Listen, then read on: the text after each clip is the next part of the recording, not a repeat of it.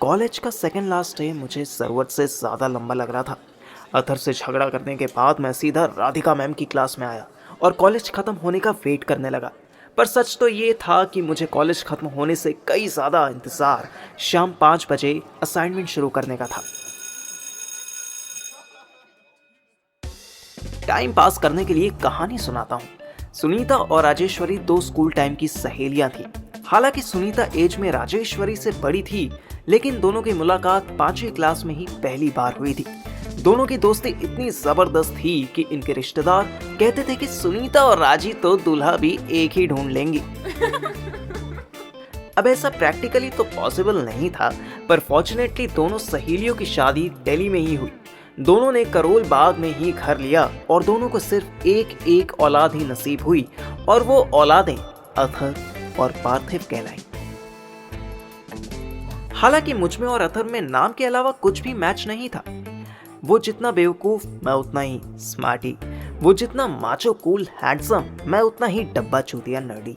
लेकिन पैदा होने से लेकर आज ऑलमोस्ट 21 साल बाद तक कोई ऐसा दिन नहीं आया था कि जब मैंने और अथर ने बात ना की हो। मोस्टली वो ही अपने भिंडी धोने सुनाता रहता था।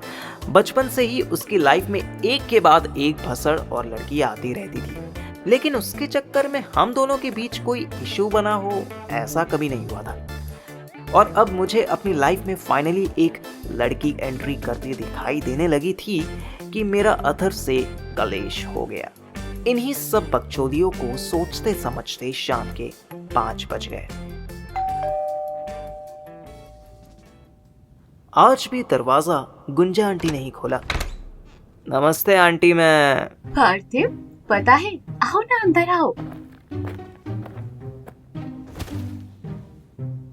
मैं सोफे पर बैठकर सुहानी का वेट करने लगा। कमाल की बात तो यह है कि मैं अपने घर से ही इस सोफे तक आधे घंटे में पहुंच गया, पर सुहानी अपने रूम से अपने ही सोफे तक पहुंचने में 2 मिनट एक्स्ट्रा लगा रही थी। लड़कियां इंतजार करवा करवा के ही अपनी वैल्यू बढ़ा लेती हैं। नेक्स्ट मोमेंट अप्सराओं की तरह मुस्कुराती सुहानी हॉल में आई। आज वो टाइट ब्लैक वी नेक वाला टॉप और फ्लावर प्रिंट वाली शॉर्ट स्कर्ट पहने थी। उसके बाल पोनी टेल स्टाइल में बंधे थे, जिसकी वजह से उसकी लंबी सी गर्दन इतनी सेक्सी लग रही थी कि मैं उसे देखता ही रह गया।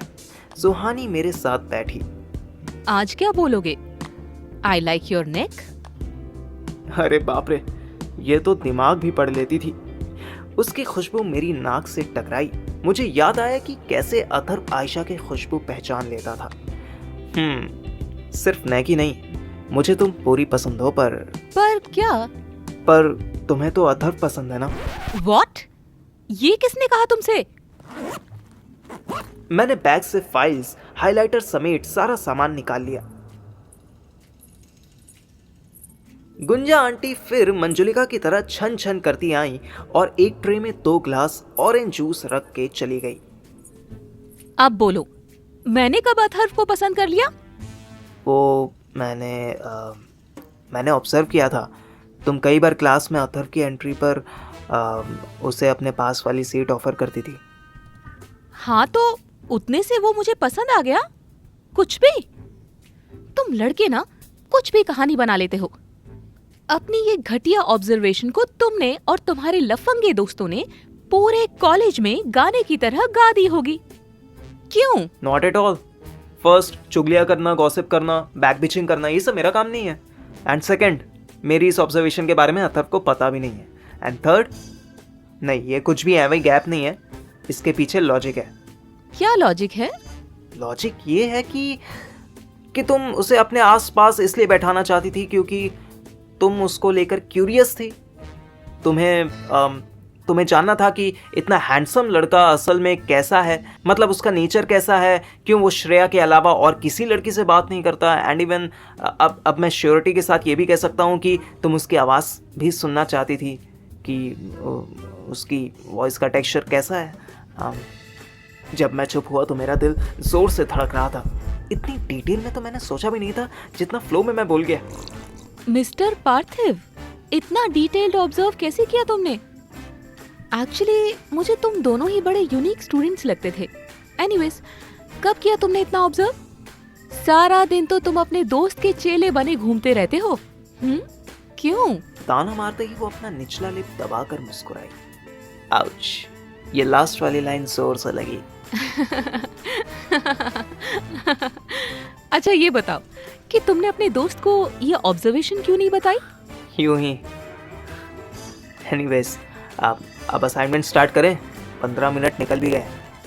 सुहानी ने मुझे छेड़ना शुरू कर दिया। ओहो, कोई इनसिक्योर हो रहा था? वाह सुहानी, कोई तेरे लिए भी इनसिक्योर होता है। वाह। अरे बस ना यार, असाइनमेंट पूरा कर ले, उसके बाद तो मेरी लेती रहना। छी, तुम्हारी क्यों लूंगी मैं? क्लास।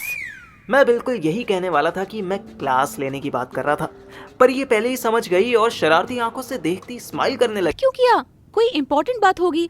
नो नीड, मैं बात नहीं करना चाहता उससे। Seriously? If Athar was a Batman then you would be his Alfred. तुम दोनों को क्या हुआ? होना क्या है, कलेश हो गया।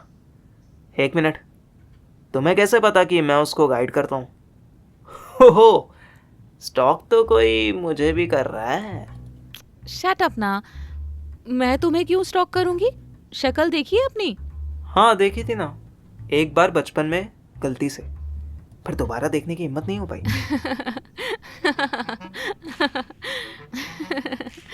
तुम खुद पर ही जोक कर लेते हो। वाह। तो क्या, किसी और को मौका क्यों दूं? उसने मुझसे ज्यादा कर दी तो। Wait, stop please. ऐसे रेगुलर झगड़े करते हो तुम दोनों? हाँ। ना, नो नेवर। जब से पैदा हुए हैं तब से ये पहली फाइट है। इनफैक्ट जब से मोबाइल आया है तब से ये फर्स्ट टाइम है कि मैंने उसका फोन पिक नहीं किया है। बट अब नहीं, इनफ ऑफ द एल्फ्रेड। कोई नोटिस नहीं करता एल्फ्रेड को। अरे बिना एल्फ्रेड के बैटमैन 2 दिन भी नहीं टिक सकता। एनीवेज, तुम्हारा ये झगड़ा मेरी वजह से हुआ है ना? मैं चौंक गया। वाकई ये लड़की माइंड रीडिंग जानती थी क्या? अरे नहीं, कुछ भी, यूं ही झगड़ा हो गया था। तुम असाइनमेंट पर ध्यान दो। अरे सुनो, अगर हम जल्दी से असाइनमेंट कंप्लीट कर लें तो।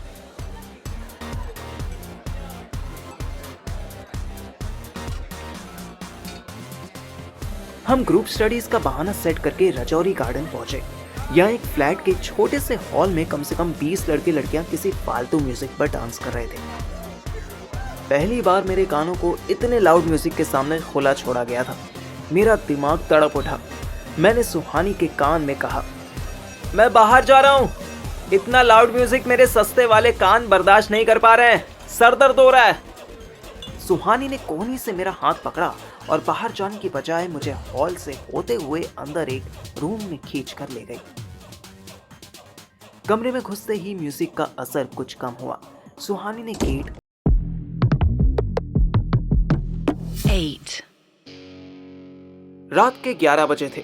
मैं सुहानी के साथ एक हाउस पार्टी में आया था जहां अभी अभी मुझे पता चला था कि श्रेया भी पार्टिसिपेंट थी और उसने इतनी दारू पी ली थी कि उसकी आंखें नहीं खुल रही थी। रो रो के उसका इतना बुरा हाल था कि सांस लेने में प्रॉब्लम हो रही थी। गालों पर ढेर सारा काजल फैल चुका था और हाथ कांप रहे थे। अतर ने तो मुझे हमेशा इतना ही बताया था कि श्रेया को हर तरह के नशे से नफरत है। इसी चक्कर में कभी अतर ने सिगरेट छोड़ दी थी। तुम सब हटो यहाँ से, हवा आने दो। ओ डीजे वाले बाबू, जल्दी वहां से हटो। सब तितर बितर होने लगा। यहाँ 40 लड़के लड़कियों में स्टूडेंट तो मुश्किल से 10-15 ही नजर आ रहे थे। बाकी सारे तो दारू मुर्गे के भूखे लग रहे थे। मैंने श्रेया के आसपास का स्पेस बढ़ाया, फिर श्रेया को सोफे पर ठीक से बैठाया। ओह नो, कुछ हो तो नहीं जाएगा इसे? हाँ होगा, कुछ तो होगा। पहले जाओ पानी लेकर आओ। पानी? अरे पानी जिसे पीते हैं, जो मम्मी ला कर देती है, जो फ्रिज में होता है। नाउ एक्ट गो। सुहानी तुरंत किचन की तरफ दौड़ी। न जाने कैसे चूतियों की पार्टी थी। साला बियर में रेडबुल मिलाकर पी रहे थे। कुछ बॉटल्स वोडका की भी थीं, पर उसके साथ ऑरेंज जूस रखा था। सुहानी किचन में गई तो उसे बिस्लरी की 20 लीटर वाली खाली बॉटल मिली। फ्रिज डोर में टोमेटो केचप, मायोनीज और सोया सॉस की बॉटल्स रखी थी, पर पानी की एक बूंद नहीं थी। फिर सुहानी दौड़ती हुई मेरे पास एक बॉटल लेकर आई। यार, ये एक छोटी सी बॉटल मिली है, पूरे किचन में पानी नहीं है। मुझे वो दुबली पतली कुपोषित बॉटल कुछ अजीब लगी, पर दिमाग लगाने का ज्यादा टाइम नहीं था। मैंने उसी बॉटल का पानी एक डिस्पोजल ग्लास में निकालकर श्रेया को दिया। श्रेया खुद से पीने की पोजीशन में नहीं थी, उससे ग्लास भी पकड़ा नहीं जा रहा था। मैं पानी पिलाने में मदद करने लगा, पर इन भिखमंगे हाउस पार्टी वालों के डिस्पोजल ग्लास में छेद निकला। 95% पानी पिलाने से पहले ही लीक हो गया। जो 5% श्रेया के मुंह में गया, उसको पीते ही श्रेया ने बहुत अजीब सा मुंह बनाया। डाउट तो मुझे था ही। मैंने ग्लास सूंघा, फिर बॉटल से बाहर टपकती एक ड्रॉप टेस्ट की। क्या यार, ये सिरका है। मतलब किसका है? अरे ये सिरका है, विनेगर, जिसको चाउमीन में डालते हैं। आई डोंट नो, मुझे चाउमीन बनानी नहीं आती। और कोई टाइम एंड प्लेस होता तो मुझे सुहानी की इस बात पर हंसी आती, पर तब मैं फ्रस्ट्रेट हो गया।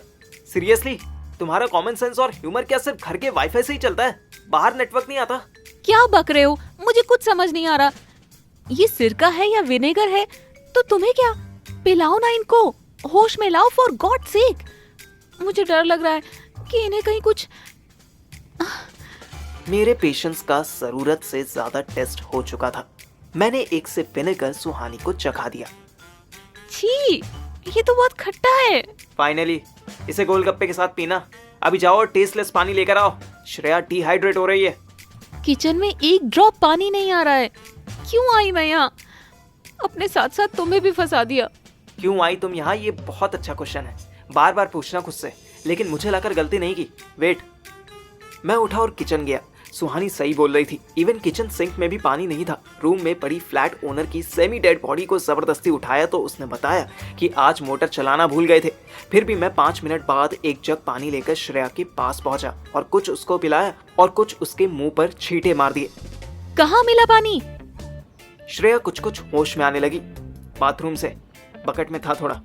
श्रेया ने तुरंत मेरे ऊपर थोड़ी सी वॉमिटिंग कर दी। मैंने उसे आहिस्ता से उठाया। उसने फिर सोफे पर थोड़ी सी वॉमिटिंग कर दी। मैं उसे वॉशरूम ले गया। वॉमिटिंग की तीसरी इंस्टॉलमेंट उसने वॉश बेसिन में की और बाकी बची मैंने उससे कमोड में करवाई। गंदगी साफ करने के बाद मैंने श्रेया को सामने बिठाया और समझने की कोशिश करने लगा कि हुआ क्या। हुआ कुछ यूं था कि मैं तो अथर से झगड़ा करके कैंटीन में उसे अकेला छोड़कर चला गया था,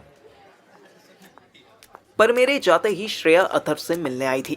हाय हैंडसम, कैंटीन में ही जॉब कर लिया है क्या? अथर ने उसे घूर कर देखा, फिर बोला, नहीं। अरे क्या हो गया? इतना लो क्यों फील कर रहे हो? और तुम्हारी शैडो कहाँ चली गई? मतलब? अरे मतलब पार्थिव कहाँ गया? अकेला छोड़ता कहाँ है तुम्हें? अथर ने कोई जवाब नहीं दिया। श्रेया को और चिंता हो गई। वो कुर्सी खींचकर अथर के बिल्कुल पास बैठने लगी। कोई बात है तो बतानी चाहिए ना। हम दोनों एक दूसरे से अपनी प्रॉब्लम्स नहीं शेयर करेंगे तो कौन करेगा? अथर ने उसे फॉर्मेलिटी के लिए हक कर लिया। पार्थिव से झगड़ा हो गया। वो बहुत ज्यादा बोल गया, बहुत ज्यादा। पर क्या? पर शायद सच ही बोला।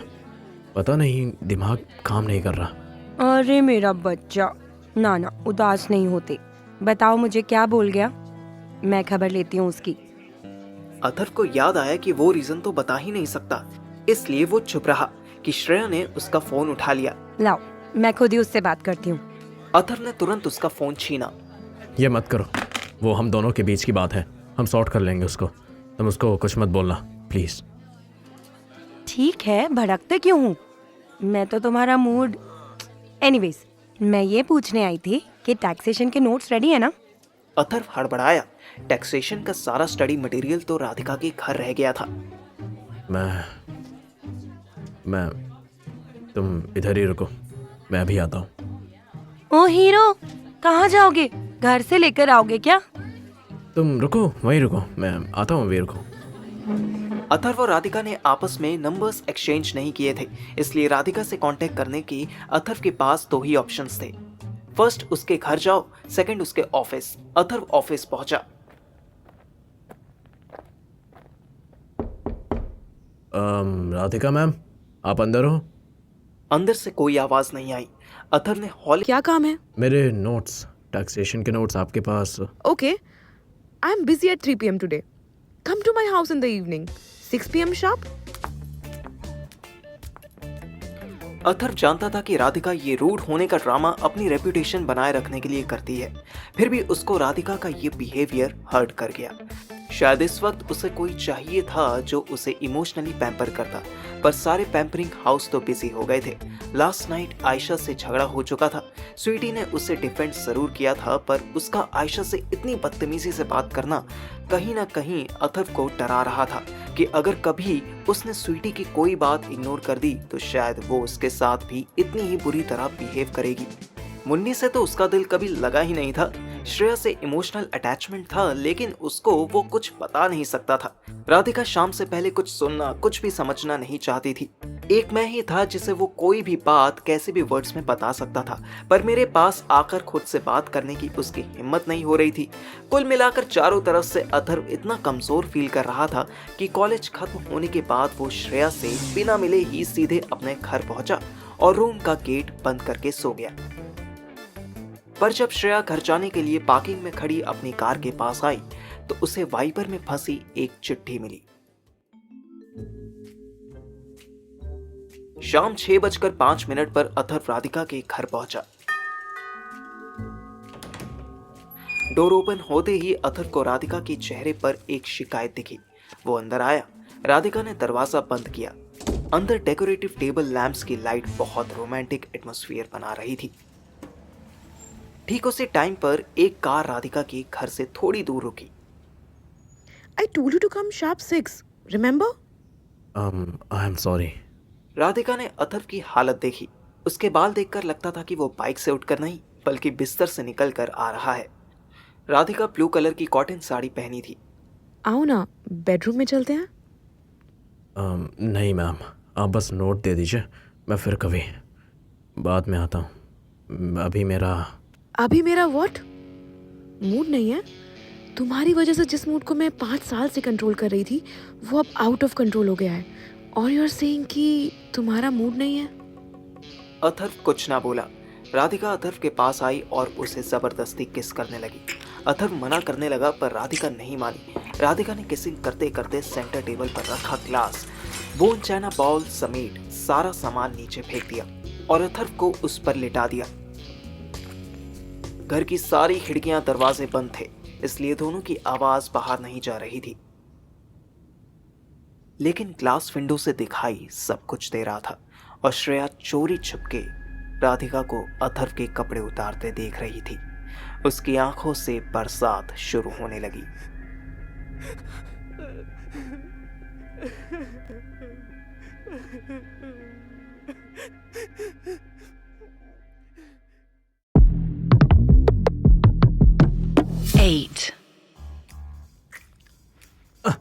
शाम के 6:15 थे और अथर्व राधिका के घर में अपनी इज्जत लुटवा रहा था। राधिका अथर्व की चेस्ट पर, शोल्डर पर, आर्म्स पर, यहाँ तक कि थाइस पर भी जंगली बिल्ली की तरह काट रही थी। बस करो प्लीज। पर राधिका आज बस नहीं, सब कर लेना चाहती थी। उसने अथर्व की टी शर्ट ऐसे उतारी कि वो 2 जगह से फट गई। जीन्स भी ऐसे ही फट ना जाए ये सोचकर अथर्व ने खुद ही आराम से उतार दी। राधिका उसे सेंटर टेबल से खींचती हुई सोफे की बैक पर ले आई थी। अथर्व आधा सोफे पर और आधा सोफे से बाहर था। राधिका ने एक झटके से अपनी साड़ी खोली और अथर्व पर चढ़ गई। पर राधिका के लिए जो सिचुएशन इरोटिक थी वही अथर्व के लिए टॉर्चरस होती जा रही थी। इसीलिए उसका अली बाबा अभी तक एक्टिव ही नहीं हुआ था। What happened? Stand it now. मैंने बोला ना, मेरा मन आज। Go fuck your mood. मेरा मूड वायलेंट करके अब तुमको नखरे करने हैं। राधिका ने अथर्व के अली बाबा को अपना राइट हैंड में लिया और लेफ्ट हैंड से अथर्व के वॉलनट्स को मसाज देने लगी। अथर्व कंट्रोल करने लगा, पर अथर्व की बॉडी अथर्व के माइंड से भी ज़्यादा ठरकी निकली और ब्लड का फ्लो दिमाग से उतरकर दोनों लेग्स के मिडल में पहुंचने लगा। एक्टिव मोड में देखते ही राधिका मुस्कुराने लगी। जैसे ही अथर्व का अली बाबा उठा, अथर्व ने सिचुएशन के सामने हथियार डाल दिए। अब मैं तुम्हें मजा चखाता हूँ। अथर्व ने राधिका के बाल पकड़े और उसका फेस अली बाबा के पास ले गया। राधिका ने जुबान चलानी शुरू कर दी। अथर्व 7वें आसमान पर पहुंचने लगा।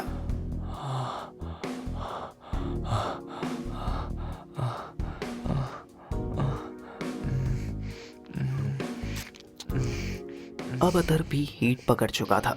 आयशा को सॉफ्ट, स्मूथ, सटल सेक्स पसंद था, इसलिए अथर्व वैसे वाइल्ड डॉग वाला फोर प्ले सिर्फ फोन में देखकर ही सेटिस्फाई होता रहता था।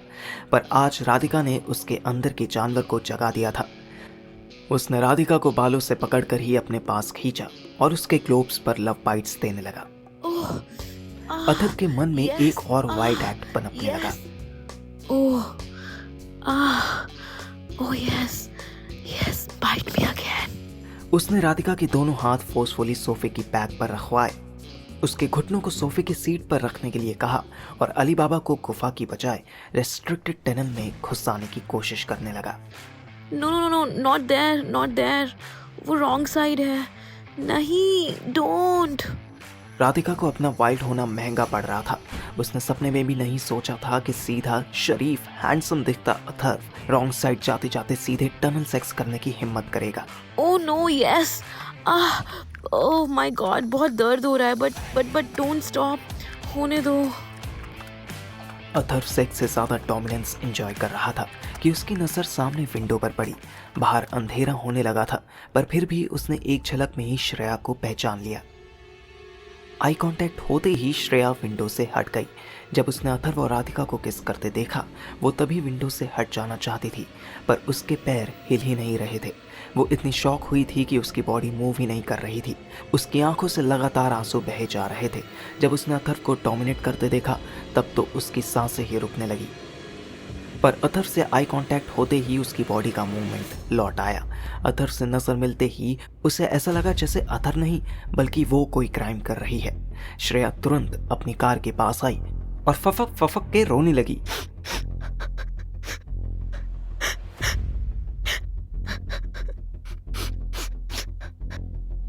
अथर्व राधिका के घर से इतनी जल्दबाजी में निकला कि उसने ध्यान ही नहीं दिया कि उसने टी शर्ट उल्टी पहनी हुई है। बाहर आते ही वो श्रेया को ढूंढने लगा। श्रेया, श्रेया। तभी उसकी नजर श्रेया की गाड़ी पर पड़ी। श्रेया बाहर खड़े खड़े ही फूट फूट कर रो रही थी। Shreya, I am truly sorry, पर मेरी बात सुनो प्लीज। इतना मत रो प्लीज, चुप हो जाओ। जो तुमने देखा उसके पीछे का रीजन है। अथर्व ने श्रेया के शोल्डर पर हाथ लगाया ही था कि श्रेया फट पड़ी। Don't dare to touch me, just don't. तुम्हारे जैसा घटिया आदमी नहीं है। हाँ मैं हूँ श्रेया, पर मुझे एक बीमारी है, एक साइकोलॉजिकल डिसऑर्डर है। अच्छा, कौन सा डिसऑर्डर है ये? क्या कहते हैं इसे? सबसे क्रूशियल मोमेंट पर अथर्व सेटराइसिस का नाम भूल गया। वो नाम मुझे नहीं याद आ रहा। तुम राधिका मैम से मिलो एक बार। मेरे डिसऑर्डर है। Shut up. ये कौन सा डिसऑर्डर है जो अपनी टीचर के साथ सेक्स करने से ठीक हो जाता है? छी। ट्रस्ट मी श्रेया, मैं तो इस इंटेंशन से आया भी नहीं था। राधिका मैम ने मेरे साथ। Ma'am, don't call her that. She doesn't deserve this respect. She is a bitch, she is a slut. पर उसको क्या कंप्लेन करूं? उससे क्या एक्सपेक्टेशन है मुझे? चीट फकिंग बास्टर्ड तो तुम हो। श्रेया, मैं तुम्हें सब बताता हूँ। प्लीज कार में बैठो तो एक बार, मुझे एक मौका तो दो। क्या बताओगे? क्या क्या बताओगे अथर्व? टीचर के साथ तुम क्या क्या करते हो ये तो देख लिया है। अथर्व इतना लॉस्ट फील कर रहा था और पहली बार ऐसा हुआ था कि उसकी इस भसड़ में मैं उसको जुगाड़ बताने के लिए उसके पास नहीं था। अथर्व वापस राधिका के घर गया।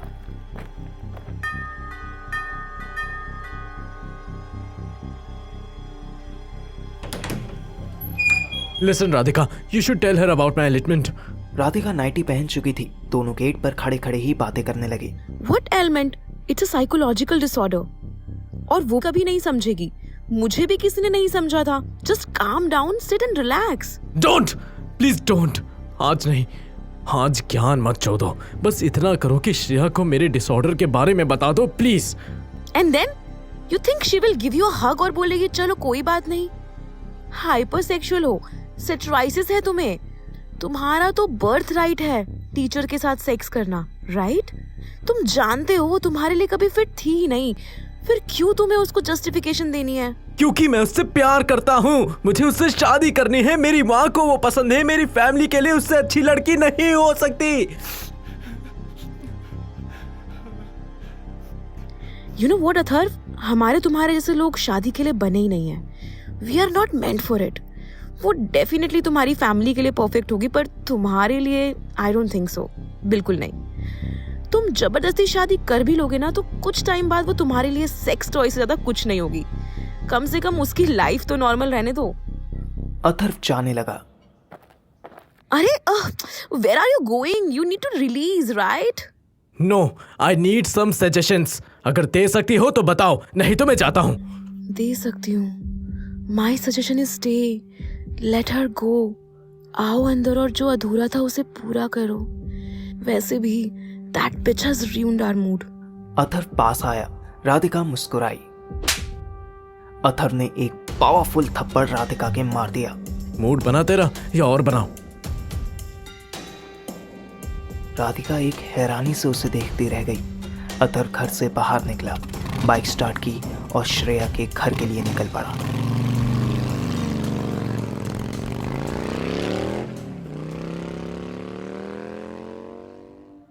श्रेया की आंखों में बार बार इतने आंसू आ रहे थे कि उसके लिए ड्राइव करना मुश्किल हो रहा था। राधिका के घर से 500 मीटर की दूरी जाकर ही उसने कार रोक ली और सेंसेस नॉर्मल होने का वेट करने लगी। पर वो जितना ज़्यादा आंसू रोकने की कोशिश करती, आंखों का मॉनसून उतना ज़्यादा बरसने लगता। तभी उसे बैक व्यू मिरर में एक बाइक आती दिखाई दी। उसकी कार के पास आते ही बाइक स्लो हुई। श्रेया समझ गई कि ये अथर्व है। इससे पहले कि वो उस तक पहुंचता, श्रेया ने कार स्टार्ट की और चल दी। अथर्व उसके पीछे लग गया। लाइट जंप करने की कोशिश में फुल स्पीड में आई और अथर्व को उड़ा दिया। श्रेया ने रियर व्यू मिरर में अथर्व को हवा में उड़ते हुए देखा, फिर बुरी तरह गिरते हुए देखा। श्रेया ने कार रोक दी।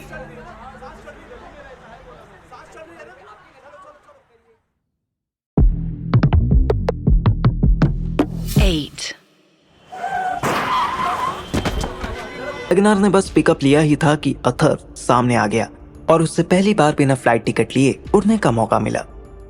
अथर्व ने गिरते टाइम बचने के लिए राइट हैंड आगे कर दिया। अथर्व हेलमेट इसलिए नहीं लगाता था कि उसके बाल खराब ना हो जाएं। बस स्केट होते बाइक के स्टैंड को उसके बालों की कोई फिक्र नहीं थी। वो स्टैंड सीधा उसके कान के ऊपर लगा। वैगनर वाले ने अथर्व के फोन से किसी को कॉल किया। टाइम 6:45 के आसपास था। वो किसी को मैं ही था। मोबाइल से फ्री होने के बाद वैगनर वाले ने एक राह चलते बाइकर की मदद से अथर्व को अपनी कार में रखा और चल दिया। श्रेया ये सब होता देखती रही। श्रेया ने कार स्टार्ट की और सोचा कि वो वैगनर वाले का पीछा करेगी, पर कार वाले ने आगे जाकर यू टर्न ले लिया और दिमाग से नाता तोड़ चुकी श्रेया सीधा करोल बाग पिंकी के घर चली गई।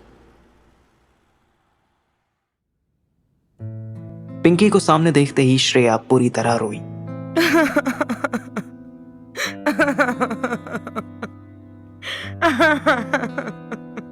पिंकी ने 2 बार फॉर्मेलिटी में पूछा कि वो क्यों रो रही है।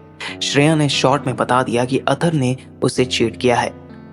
अब एक अच्छी सपोर्टिव दोस्त कम चमेली की तरह पिंकी ने अथर्व को भर भर के गालियां दी। अथर्व के साथ पूरी मेन स्पीशीज को जी भर के कोसा और श्रेया को मूड चेंज करने के लिए उसे एक ऐसे फ्रेंड की हाउस पार्टी में ले गई जिसे श्रेया दूर दूर तक नहीं जानती थी। इनफैक्ट वो पूरी पार्टी में सिवाय पिंकी के किसी को अच्छे से नहीं जानती थी और पिंकी उसको यहाँ अपना एक्स बॉयफ्रेंड मिल गया और वो उसके साथ यो रूम्स चली गई। व्हाट नॉनसेंस श्रेया, उसका एक्सीडेंट हो गया और तुम उसे छोड़कर यहाँ दारू पीने आ गई।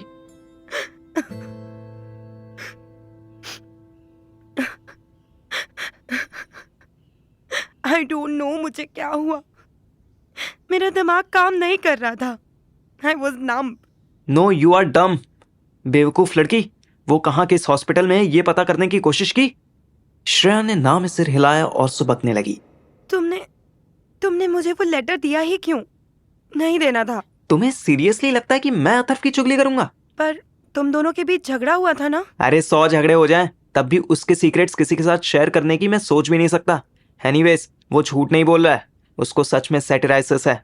इसको निम्फोमेनिया का मेल वर्जन समझो। I don't know about that. Nymphomania. अरे अभी बताने का टाइम नहीं है, गूगल कर लेना। स्वानी, तुम चल रही हो मेरे साथ? रात के 11:30 हो चुके थे। मुझे लगा वो डायरेक्ट मना करेगी, पर वो बोली ऑफ कोर्स, ऐसी क्रिटिकल सिचुएशन में कोई एक तो समझदार होना चाहिए। मैंने उसके सरकाज़म को इग्नोर किया और जाने लगा कि श्रेया ने मुझे टोका। रुको, मेरी कार ले जाओ। मुझे कार तो दूर साइकिल चलाने भी नहीं आती थी। लेकिन सुहानी ने चाबी ले ली। मैं अतर को कॉल करने लगा पर उसका फोन स्विच ऑफ बता रहा था। मुझे एक हल्का सा डर लगा। दिल्ली में अक्सर ह्यूमन ऑर्गन्स के रैकेट्स पकड़े जाते थे।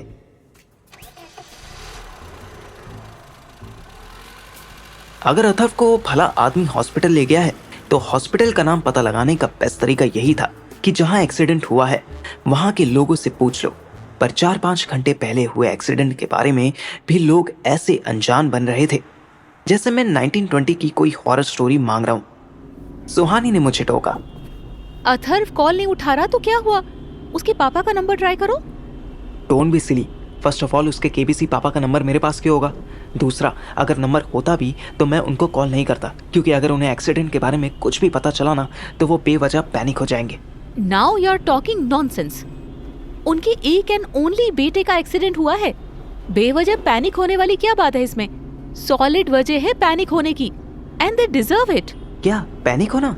अरे एटलीस्ट इन्फॉर्म्ड हो ना। यू नो तुम लड़कों की क्या दिक्कत है? तुम लोगों की बस की एक कार चलानी होती है, लेकिन एक्ट ऐसे करते हो कि सारी दुनिया की टेंशन बस तुम ही डिजर्व करते हो। बेवकूफ, अगर हम पुलिस कंप्लेंट करने गए तो भी वो पेरेंट्स को कॉल करेंगे ना, तब पुलिस से पता चलेगा तो अच्छा लगेगा। लड़की की बात में दम तो था। उसका कोई तो समझदार साथ हो वाला टॉन्ट गलत नहीं था।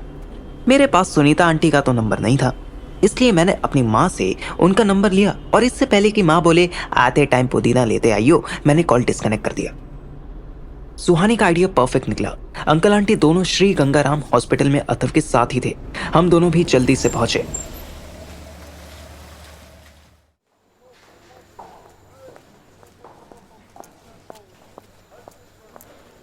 गवर्नमेंट हॉस्पिटल में घुसना ही मुझे टॉर्चर लगता था और मेरा दोस्त यहाँ एडमिट था।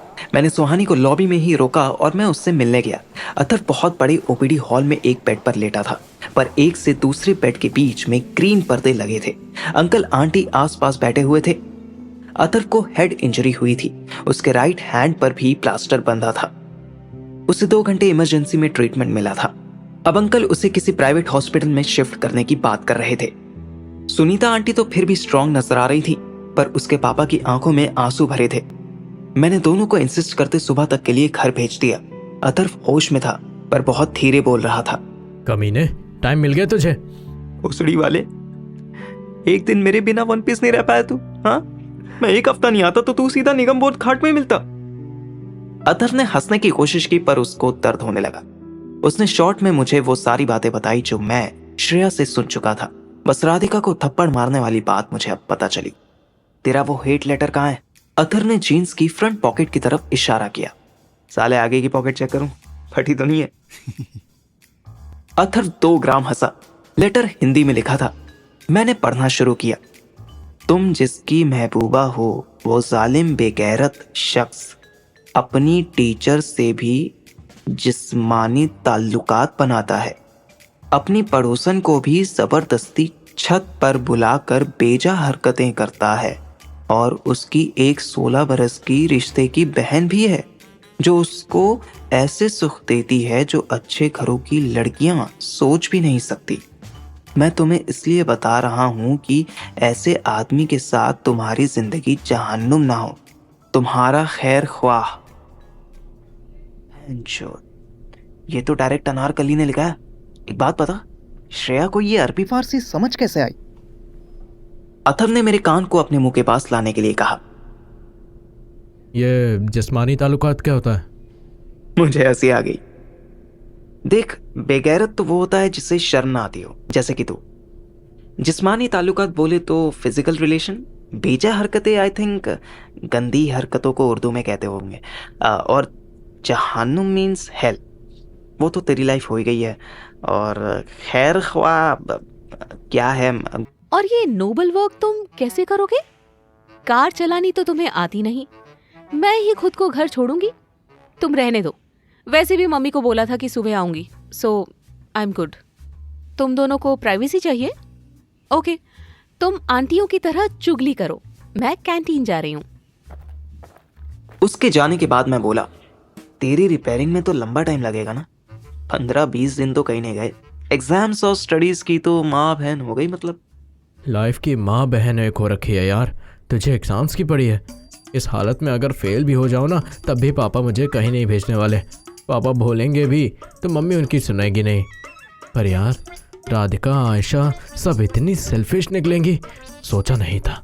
वाह बेटा, तो किसी की कांड मार ले और फिर बोले कि वो सेल्फिश क्यों होने लगा। देख, राधिका को तो तूने ही उकसाया था, उसको कंट्रोल करना तो तेरे बस का नहीं है। पर तुझे कंसर्न होना ही है तो आयशा भाभी के लिए हो। वो खुली घूम रही है, पता नहीं किस किस को तेरे जिस्मानी ताल्लुकात की नोटिफिकेशन भेजती रहेगी। सब उस स्वीटी की पट्टी की वजह से हुआ है। कमीनी साली, ना चोरी छुपे घर आती, ना ये सब कांड होता। ठरकी साली। Pot calling the cattle black. उसे ठरकी कह रहा है। अबे वो मेरी बात पूरी भी नहीं हुई थी कि स्वीटी वहां आ गई। ये सब कैसे? ओह नो, तुम्हें तो बहुत चोट लगी है। तू यहाँ कैसे आई? ऑटो से। ये फिर घर से भाग के आ गई। स्वीटी को किसी भी बात का कोई फर्क नहीं पड़ा। वो बस अथफ के पास गई और उसे हक करने लगी। मुझे थोड़ा ऑकवर्ड लगा। तुम दोनों बातें करो, मैं आता हूँ अभी कैंटीन से। दोनों में से किसी ने कोई जवाब नहीं दिया। मैं और सुहानी चाय पीने लगे। फिर 15 मिनट के बाद हम अथर्व और स्वीटी के लिए जूस और बिस्किट्स लेकर आ रहे थे कि मुझे याद आया, ओह शिट, ब्रिटानिया केक तो काउंटर पर ही रह गया। कोई नहीं, मैं केक लेकर आती हूँ, तुम तब तक इन दोनों को जूस पिलाओ।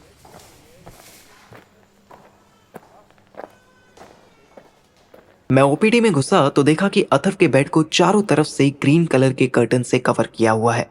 मुझे टेंशन हुई, कहीं कुछ हो तो नहीं गया। मैं थोड़ा पास पहुंचा तो एक अल्टीमेट नजारा मिला। टूटे फूटे अथर्व को सुपर ठरकी स्वीटी ब्लो जॉब दे रही थी। मैं वापस जाने के लिए पीछे पलटा तो देखा सुहानी मेरे पीछे खड़ी, ये स्वीटी को मेहनत करते हुए देख रही थी।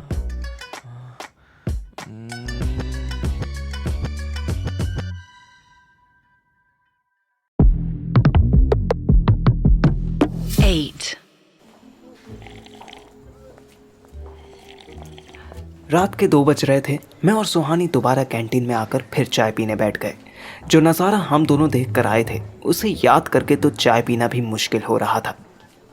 मैंने फर्स्ट टाइम ऐसा कुछ लाइव देखा। दिमाग ही काम नहीं कर रहा। दिमाग काम करता कब है तुम्हारा? ऐਵੇਂ उनको क्रेडिट दे रहे हो। वैसे अमेजिंग फ्रेंड है तुम्हारा। कोई पॉसिबल प्लेस नहीं छोड़ा ना उसने जहाँ वल्गैरिटी ना फैलाई हो? पता नहीं यार, उससे ज्यादा ठरकी तो उसकी कजिन है। वैसे क्या फैंटेसी है ना, ऐसे हॉस्पिटल में फेयरलेसली। सुहानी ने हल्की सी शिवरिंग की। तुमने कभी सोचा? क्या सोचा? उसने मुझे आंख मारी। किसी पब्लिक प्लेस में कुछ करना? मेरे ब्लड प्रेशर की स्पीड डबल हो गई। मेरे होंठ सूखने लगे। वो मुझे ही देख रही थी, स्माइल भी कर रही थी। मुझे सिग्नल मिल रहा था। मैं हिम्मत करके आगे बढ़ा और आंखें बंद कर ली। ओए, क्या कर रहे हो ये?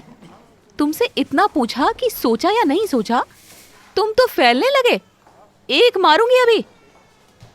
वो मुझे क्या पता कहाँ शुरू होना होता है और कहाँ नहीं। ओ हो, देखो तो भोले बाबू को, जैसे कभी किस किया ही नहीं। किस तो दूर, मैंने कभी लिपस्टिक तक भी नहीं सूंघी। मेरा फोन बजा। रात के 2 बजे कोई अननोन नंबर से कॉल मुझे अलर्ट कर गया। कहाँ हो तुम? मैंने आवाज पहचानी। ये तो स्वीटी थी, कैंटीन में। अब आ सकते हो? अथर्व का फोन ऑफ है ना, इसीलिए मुझे कॉल किया। मेरा नंबर सेव कर। मैंने पूरी बात सुने बिना ही कॉल काट दिया। हम दोनों ओपीडी पहुंचे तो अथर्व सोता मिला।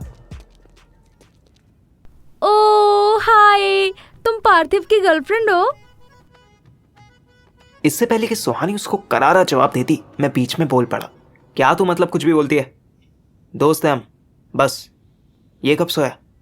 स्वीटी ने मुझे आंख मारी और फिर बोली, वो क्या है ना, उसके बहुत पेन हो रहा था तो मैंने उसे सुला दिया। एनीवेज, तुम दोनों फ्रेंड्स यहाँ रुको, मैं चलती हूँ। मुझे सुबह होने से पहले घर पहुँचना है। Okay, TTYL। ये ठीठी करके क्या बोल गई? सीरियसली, तुम आउटडेटेड बैक हो, तभी तुम्हारे साथ कोई लड़की डेट नहीं करती। TTYL बोली वो, means talk to you later. मैंने मुंडी हिला दी। ये तो सो गया। अंकल आंटी सुबह से पहले तो आएंगे नहीं, तब तक क्या करें? सुहानी ने इधर उधर देखा। बहुत कम लोग ही अथर्व के बेड के आसपास थे। वो तो बिल्कुल नहीं जो तुम कैंटीन में ट्राई कर रहे थे। I am sorry. छोड़ो, वो करते हैं जिसके लिए घर से कहकर निकले थे। क्या पार्टी यहाँ? स्टडी यहाँ। रीडिंग मटेरियल मेरे मोबाइल में है, भेजती हूँ। इसी बहाने तुम्हें पता चलेगा कि मोबाइल सिर्फ इंस्टाग्राम यूज करने के लिए नहीं बना है। हम दोनों बैठकर पढ़ने लगे। कब सुबह के 5 बज गए मुझे पता ही नहीं चला। सुहानी तब वॉशरूम गई थी जब एक डॉक्टर अथर्व को चेक करने आए। अथर्व तब भी सो रहा था। अगर जाग रहा होता तो इतनी सुंदर डॉक्टर देखकर तुरंत ठीक हो गया होता। डॉक्टर एज में 28-30 से ऊपर नहीं लग रही थी। गवर्नमेंट हॉस्पिटल में इतनी ब्यूटी भी अवेलेबल होती है, ये मुझे आज पता चला। ये कब से सो रहा है? शायद 2 बजे से। और आप इनके भाई हैं? You can say that. इसके पापा मेरे अंकल लगते हैं और इसकी मम्मी मेरी आंटी लगती हैं। अच्छा, फिर तो आई एम श्योर ये आपका बेस्ट फ्रेंड लगता होगा। बिल्कुल, खून का रिश्ता है हमारा। हम दोनों का ब्लड कलर एक ही है। वेरी नाइस टू पार्थिव। जब ये उठे तो किसी नर्स को बुला लेना, वो इसे मेडिसिन दे देगी, ठीक है? ऐसी रस मलाई जैसी स्वीटी और स्मूथी वॉइस थी डॉक्टर की। ऊपर से इतनी सुंदर। अथर्व ने अचानक आहें भरी। मम्मी। डॉक्टर ने तुरंत उसका दूसरा हाथ पकड़ लिया। कुछ नहीं हुआ अथर्व, कुछ भी तो नहीं, शांत हो जाओ। अथर्व नींद में ही किसी ब्यूटीफुल लड़की की बात इग्नोर नहीं कर पा रहा था। वो तुरंत शांत हो गया। उसने आंखें खोली। सामने अप्सरा सी सुंदर डॉक्टर को देख उसके चेहरे पर ऑटोमेटिक स्माइल आ गई। आप डॉक्टर को लगा कि अथर्व शायद उनका नाम पूछना चाहता है। मैं डॉक्टर हूँ यहाँ, मेरा नाम श्रुति है। और तुम्हारा नाम क्या है अथर्व? मुझे शोले की बसंती याद आ गई। आप बहुत ही सुंदर हो। श्रुति जैसे ही हंसी, एक मोटी डरावनी नर्स वहां प्रकट हो गई। नर्स, इनको पेन किलर का शॉट दो और सिटी स्कैन के लिए रेडी करो। नर्स को ऑर्डर देने के बाद डॉक्टर श्रुति अथर्व से बोली, डोंट वरी अथर्व, तुम 7 से 10 दिन में बिल्कुल फिट एंड फाइन हो जाओगे। I am in no hurry doctor, आप जब तक चाहे मुझे यहीं रख सकती हो। डॉक्टर फिर हंसी और बाकी पेशेंट्स को देखने के लिए आगे बढ़ गई। उसके जाने के बाद मैं अथर्व से बोला, एक बात बता बे, तेरा हरामी हाथ प्लास्टर से ढका है, सर पे बैंडेड करने में तेरे आधे बाल काट दिए गए हैं, फिर भी तू डॉक्टर पे ऐसे खुली लाइन मार रहा है और ऐसे सुंदर सुशील सेक्सी डॉक्टर तुझे भाव भी दे रही है, कैसे? अथर्व शान से मुस्कुराया। बेटे, तेरे भाई का जलवा हेयर स्टाइल तक ही लिमिट थोड़ी ना करता है, अपनी स्माइल ही। लोमड़ी के, जब हेयर स्टाइल इतनी इंपॉर्टेंट नहीं है तो हेलमेट क्यों नहीं लगाता? अथर्व की शान वाली स्माइल कबूतर की चोंच जैसी बन गई। 10 मिनट बाद ही अथर्व की मम्मी आ गई। आंटी, लड़का आपका हुआ, मैं चलता हूँ। हाँ बेटा, तू जा, आराम कर, पूरी रात जगा होगा ना। अच्छा सुन, डॉक्टर आई थी क्या? हाँ आंटी, कोई डॉक्टर श्रुति आई थी, फिर एक नर्स आई और इसको इंजेक्शन ठोकर चली गई। क्या हाल हो गया इसका। इसके पापा तो आने की हिम्मत ही नहीं कर सके।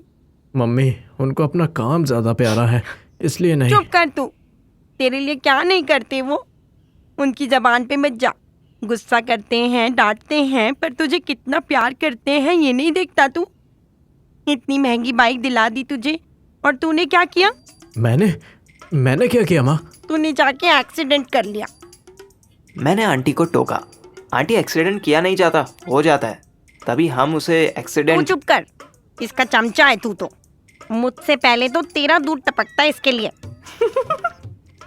सुहानी जब हंसी तो सुनीता आंटी की नजर उस पर पड़ी। उन्होंने मेरी तरफ देखकर आंखें उचकाई। ये वो आंटी। आंटी? आंटी तो मैं हूँ। ये तेरी गर्लफ्रेंड है? नहीं नहीं आंटी, हम अथर्व के दोस्त हैं। मैं पार्थिव के साथ ही यहाँ आई थी। वही मैं कहूँ, इतनी सुंदर लड़की इस गधे की गर्लफ्रेंड कैसे बन गई? सुबह सुबह अपनी बेइज्जती सुनकर मेरा मन खुशी से रो पड़ा। आंटी के ताने फिर अथर्व पर फोकस हो गए। हाँ, मैं कह रही थी कि तुझे बाइक दिला के दी उन्होंने और तूने एक्सीडेंट कर लिया। थाने में पड़ी है बाइक, जाके देख उसका क्या हाल है। पार्थिव भाई, देख लियो एक बार बाइक का क्या हाल है। भाई देख लियो बाइक का हाल। चुप बिल्कुल। बाइक चलाना तो दूर, अब तुझे देखने को भी नहीं मिलेगी। वैसे भी तूने हेलमेट तो लगाया नहीं था। रेड लाइट तू जंप कर रहा था, सामने से आती गाड़ी तुझे दिखी नहीं। तेरे पापा कितना गुस्सा कर रहे थे पता है?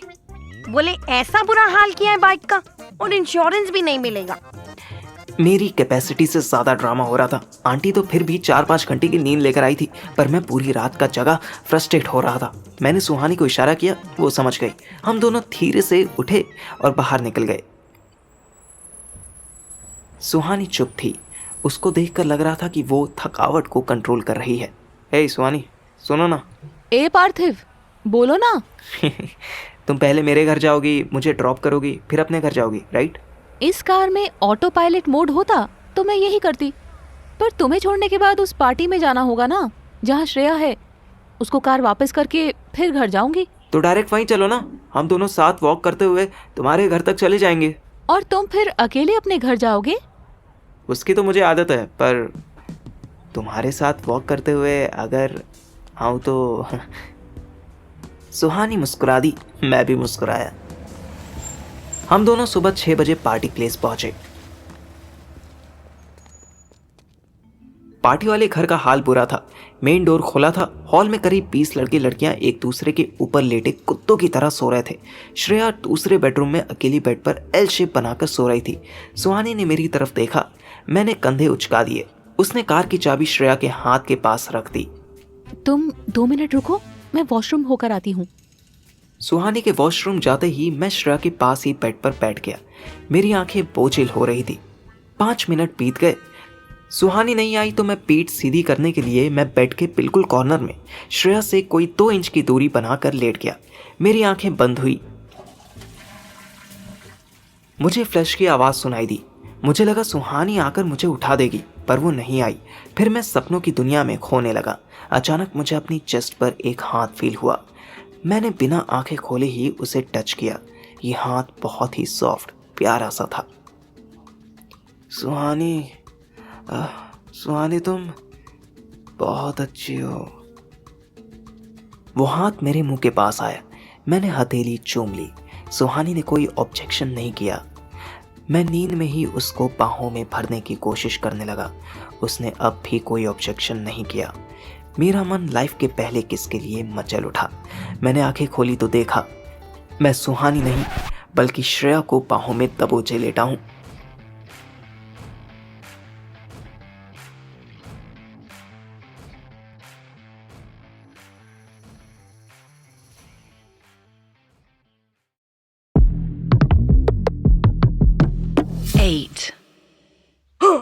जिसे मैं सुहानी समझ रहा था वो तो श्रेया थी। मैं एकदम से उठकर बैठ गया। श्रेया पता नहीं कौन सा सूखा नशा करके सोई थी कि मेरी इतनी तेज चिल्लाने से भी उसकी आंख नहीं खुली। मैंने टाइम देखा, 7 बज रहे थे। वॉशरूम का डोर खुला दिख रहा था, यानी सुहानी मुझे सोता छोड़ जा चुकी थी।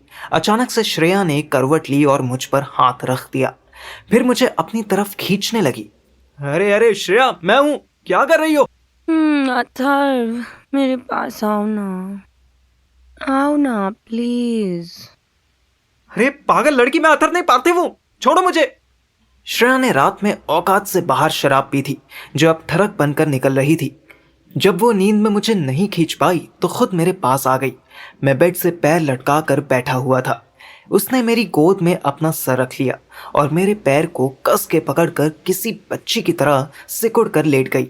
उसके फेस पर फैले हुए काजल से आंसुओं की लाइन बनी हुई थी। मुझे उस पर दुलार आने लगा। मैंने हौले से उसके सर पर हाथ फेरा। उसको उठाना बहुत मुश्किल था। मैंने जैसे तैसे अपनी बैग को दीवार का सपोर्ट दिया और आंख बंद करके बैठ गया। वो मेरी गोद में किसी छोटी बच्ची की तरह सो गई।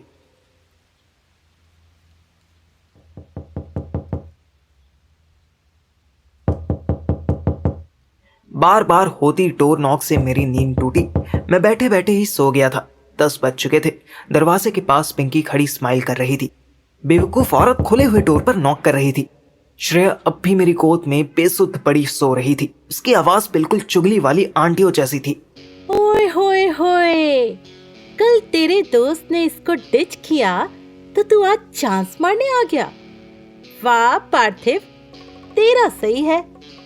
बकवास ना कर पिंकी, लिमिट में रहकर बोल। वाह बेटा, मैं लिमिट में रहूं और तू आउट ऑफ लिमिट जाके सेटिंग कर ले। मैंने धीरे से श्रेया का सर उठाकर पिलो पर रख दिया। देख पिंकी, जो तेरे गंदे दिमाग में आ रहा है ना, वैसा कुछ नहीं है इधर, समझी? वो नींद में है, उसे तो पता भी नहीं है। ओहो हो, नींद में उसका फायदा उठा रहा है तू। ए श्रेया, श्रेया, ए श्रेया, उठ साली, देख ये तेरे एक्स का दोस्त तेरे साथ क्या कर रहा था। श्रेया ने धीरे से आंख खोली। पिंकी ऐसे कथैया बन के चीख रही थी कि 4-5 लड़के और आ गए वहां। मैटर डेंजरस होता नजर आ रहा था। क्यों सोया मैं? क्यों सुहानी मुझे अपने साथ नहीं ले गई? पिंकी गा गा कर हर लड़के को बता रही थी कि उसने घुसते ही क्या देखा। ए सुन, पता है मैं जब आई थी ना तो देखा ये साला श्रेया को गोद में लेके। मैंने श्रेया को झंझोड़ के उठाया।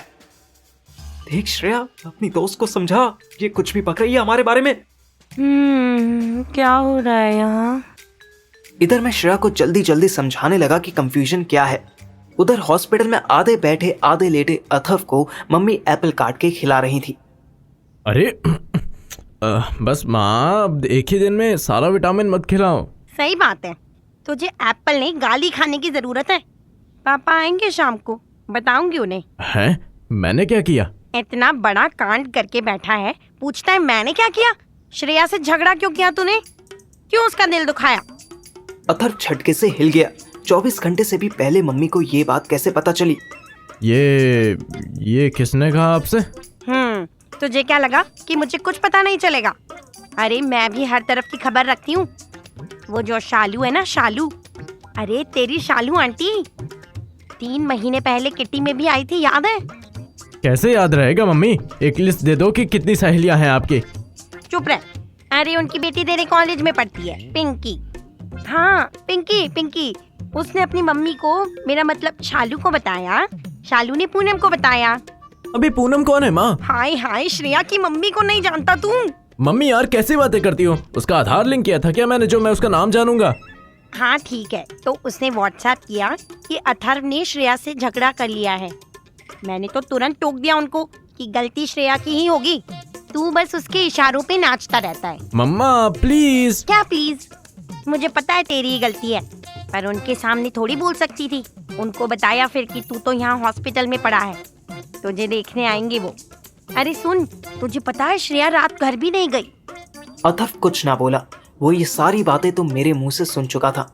मम्मी जो लेक्चर शुरू कर चुकी थी, उसे रोकने का एक ही तरीका था। मम्मी के सामने ही आंख बंद करके लेट गया और सोने का नाटक करने लगा। मम्मी चुप हो गई और अथर्व सच में सो गया। उसकी नींद 1 बजे खुली। मम्मी वहां पर नहीं थी, पर डॉक्टर श्रुति पास आकर बैठी थी। How are you feeling Atharva? Atharva ने उठने की कोशिश की। डॉक्टर श्रुति ने उसका बेड ऊपर कर दिया। अथर्व ने मुस्कुरा कर देखा। I have a feeling that मैंने आपको कभी कहीं देखा है। आपका फेस थोड़ा फेमिलियर लगता है। मैंने तुम्हारी इंजरीज के बारे में पूछा था, बट जैसे तुम फ्लर्ट कर रहे हो, मुझे लगता है जल्दी ठीक हो जाओगे। अथर्व ने धीरे से हाथ उठाकर डॉक्टर श्रुति की तरफ किया। श्रुति ने उसका हाथ पकड़ लिया। अथर्व को उसका टच इतना अपना लगा कि उसके चेहरे पर जेन्युइन स्माइल आ गई। तुम मेरा हाथ नहीं छोड़ोगे तो मैं बाकी पेशेंट को कैसे देखूंगी? क्यों देखना है बाकियों को? वो आपको ही देख ले बस, उतने में ही ठीक हो जाएंगे। वाह वाह, 4 हड्डियां तोड़वाने के बाद शायरी भी करने लगे। डॉक्टर श्रुति अपना हाथ छुड़ाने की कोशिश करने लगी, पर अथर्व ने ग्रिप और टाइट कर ली। तभी मम्मी आ गई। अथर्व ने तुरंत हाथ छोड़ा। उठ गया तू? मैं लंच लेने गई थी तेरे लिए। आंटी की नजर डॉक्टर श्रुति पर पड़ी। ओह, आप डॉक्टर हैं? आपको देखकर ऐसा लगता है जैसे पहले देखा है आपको। डॉक्टर श्रुति चौंक गई। आप भी? आपका बेटा भी यही कह रहा था। अथर्व बस मुस्कुराया। डॉक्टर श्रुति झिमटी हुई वहां से चली गई। इधर मैं सबको सफाई देने में लगा था कि मैंने श्रेया को गलत वे में टच भी नहीं किया। तू अपने सारे लॉजिक साइड में रख। तू उस बेड पर सोया ही क्यों जिस पर ऑलरेडी श्रेया थी? तेरे इंटेंशन ही बता रहे हैं कि। मैं बस बैठा था यार, मेरी आंख लग गई। What's wrong with you guys? What's wrong with us? Seriously? Okay, that's enough. Pinky तू जा यहाँ से, मैं बाद में बात करती हूँ तुझसे। अरे but he is the asshole, और तुम मुझे जाने के लिए कह रही है? इसको बोल ये निकले यहाँ से। पता नहीं किसने घुसने दिया इसे। अब मेरा दिमाग खराब हो रहा था। पिंकी अपने सपोर्ट के लिए 4 लड़कों के साथ बैठी थी। वो चारों पिंकी की हर बात पर हाँ हाँ सही बात है कर रहे थे। यहाँ मेरी कोई सुन नहीं रहा था और श्रेया थी कि ठीक से बोल नहीं रही थी। लेकिन सडनली श्रेया ने एक ऐसा एक्शन लिया कि पिंकी का मुंह घोड़े जैसा हो गया। उसने पिंकी से बहस करने की बजाय मेरा हाथ पकड़ा और मुझे लेकर फ्लैट के बाहर आ गई। थैंक यू श्रेया मुझे बचाने के लिए, पर तुझे नहीं लगता तेरे लिए मुसीबत हो गई? अब ये पिंकी सबको गा गा के बताएगी कि तू मेरा हाथ पकड़ के ले आई। Whatever, I don't care. कल जो इस लड़की ने किया ना, that was more than enough to open my eyes. मुझे यहाँ अकेला छोड़कर खुद होटल चली गई। पता है पार्थिव, मैंने हमेशा लोगों को समझने में मिस्टेक की है। ये बेस्ट फ्रेंड है मेरी और वो मेरा बॉयफ्रेंड अथर्व, बास्टर्ड। नींद पूरी होने के बाद, नशा टूटने के बाद अथर्व के लिए श्रेया का गुस्सा फिर वापस आ चुका था। अब वो प्रैक्टिकली सिचुएशन को समझ रही थी। आई नो वो हरामी है, बट ट्रस्ट मी, इसका रीज़न तुम भी हो। What? कुछ भी? देखो मुझे ऑलमोस्ट सब पता है, सब। अथर्व क्या करता है, कितना करता है, कहाँ तक करता है। Shut up, don't start all that. इसीलिए मुझे पता है कि वो तुमसे बहुत प्यार करता है, पर वो तुम्हारे साथ फिजिकली खुश नहीं है। तो इसका मतलब वो फिजिकल नीड के लिए किसी भी रैंडम पर्सन के साथ शुरू हो जाएगा।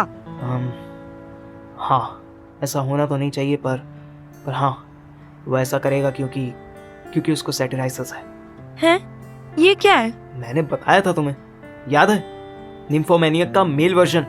इसे हाइपरसेक्सुअल भी कहते हैं, बट अपनी कंट्री में इसको लेकर कोई अवेयरनेस नहीं है। इसे हम सिंपली ठरक मान लेते हैं। पेशेंट को वो वुमनाइजर कह देते हैं एंड दैट्स इट। श्रेया मेरी बात ध्यान से सुनने लगी। फिर उसे गली के एंड पर अपनी कार दिखाई दी। वो कार की तरफ जाने लगी। मैं खड़ा रहा। वो रुकी। उसने मुझे इशारे से बुलाया।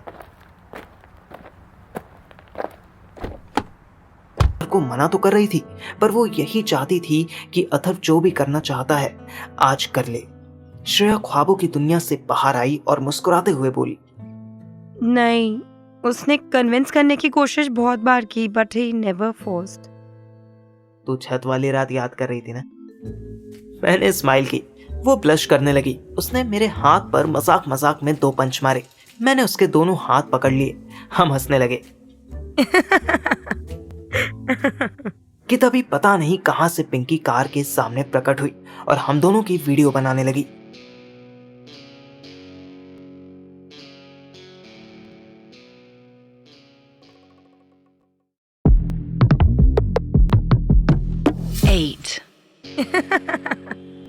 मैं और श्रेया एक दूसरे को हाई फाइव दे रहे थे, हंसी मजाक कर रहे थे और वो कमीनी पिंकी ऐसी नियत से हमारी वीडियो बना रही थी जैसे हम बच्चे पैदा कर रहे हो।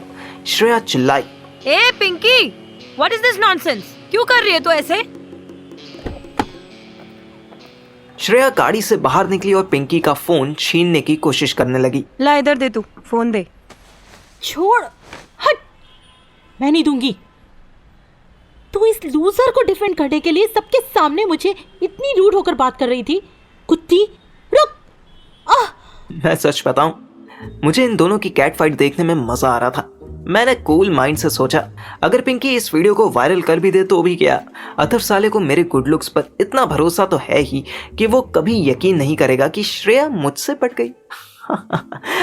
और उसके अलावा कोई क्या सोचता, इससे मेरे को क्या, मैं तो फाइट एंजॉय करने लगा। तू पागल हो गई है क्या? छोड़, पार्थिव और मेरे बीच कुछ नहीं है। बाल छोड़, टूट जाएंगे। तो ये सब अथर्व को भेजकर कंफ्यूजन और बढ़ा देगी।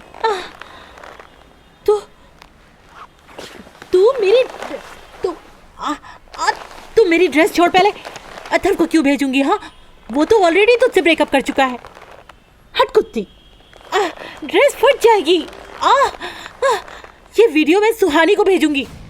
इतना सुनते ही मेरी तशरीफ अचानक से फटने लग गई। सुहानी के बारे में तो मैंने सोचा ही नहीं।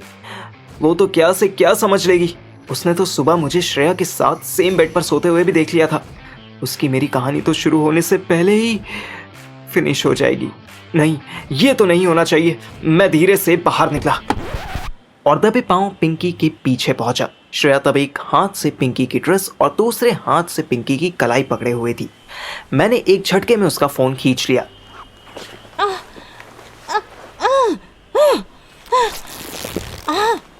तेरी माँ की तो। गाली को इग्नोर करते हुए मैंने फोन ओपन करने की कोशिश की पर नहीं हुआ। शोल्डर के पास से पिंकी की ड्रेस फटी देख श्रेया ने उसको छोड़ दिया और मुस्कुराने लगी। पिंकी मेरी तरफ आई। मैंने फोन जमीन पर फेंका और उसके ऊपर पैर रख दिया। पिंकी चिल्लाई।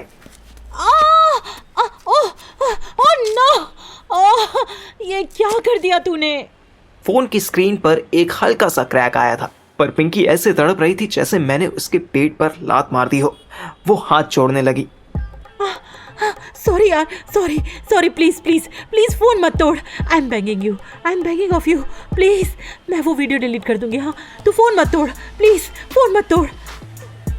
मैं मुस्कुराया। मुझे आइडिया नहीं था कि मेरे अंदर ऐसा सेडिज्म भरा हुआ है। मैं तो लूजर हूं ना। हाथ मत जोड़, पैर पकड़ मेरे। पैर छू के माफी मांग। वो सच में मेरे पैर पकड़ने के लिए नीचे झुकी। बताओ, दोस्त का घर टूटने पर ये लड़की दुखी नहीं हुई, फोन की स्क्रीन टूटने पर इसकी मौत आ गई। इससे पहले कि वो मेरे नाजुक पैरों पर अपने ब्लैकमेलिंग वाले गंदे हाथ लड़ाती, मैंने पूरी ताकत से एक और लात फोन की स्क्रीन पर मारी। मेरा जूता स्क्रीन तोड़ता हुआ आईफोन 14 में फंस गया। उफ, बेचारी पिंकी ऐसे शॉक्ड हुई जैसे मैंने उसकी किडनी पंचर कर दी हो। ये तूने क्या किया? अबे तूने सच में तोड़ दिया? वाई? लूजर हूं ना, लूजर वाली हरकतें करने का मन किया। मैंने फोन उठाया और अपनी जेब में रख लिया। अरे फोन तो उसको वापस कर दे। ऐसे नहीं, मैं पहले ठीक करवाऊंगा, फिर वीडियो डिलीट करूंगा। 2-3 दिन लगेंगे। तब तक फ्री टाइम में ये लूजर्स वाली फीलिंग ले लेगी। क्यों पिंकी? मैं गाड़ी में आकर बैठ गया। पिंकी मुझे जहरीली नागिन की तरह घूरने लगी। श्रेया भी डरती हिचकिचाती अंदर आकर बैठ गई।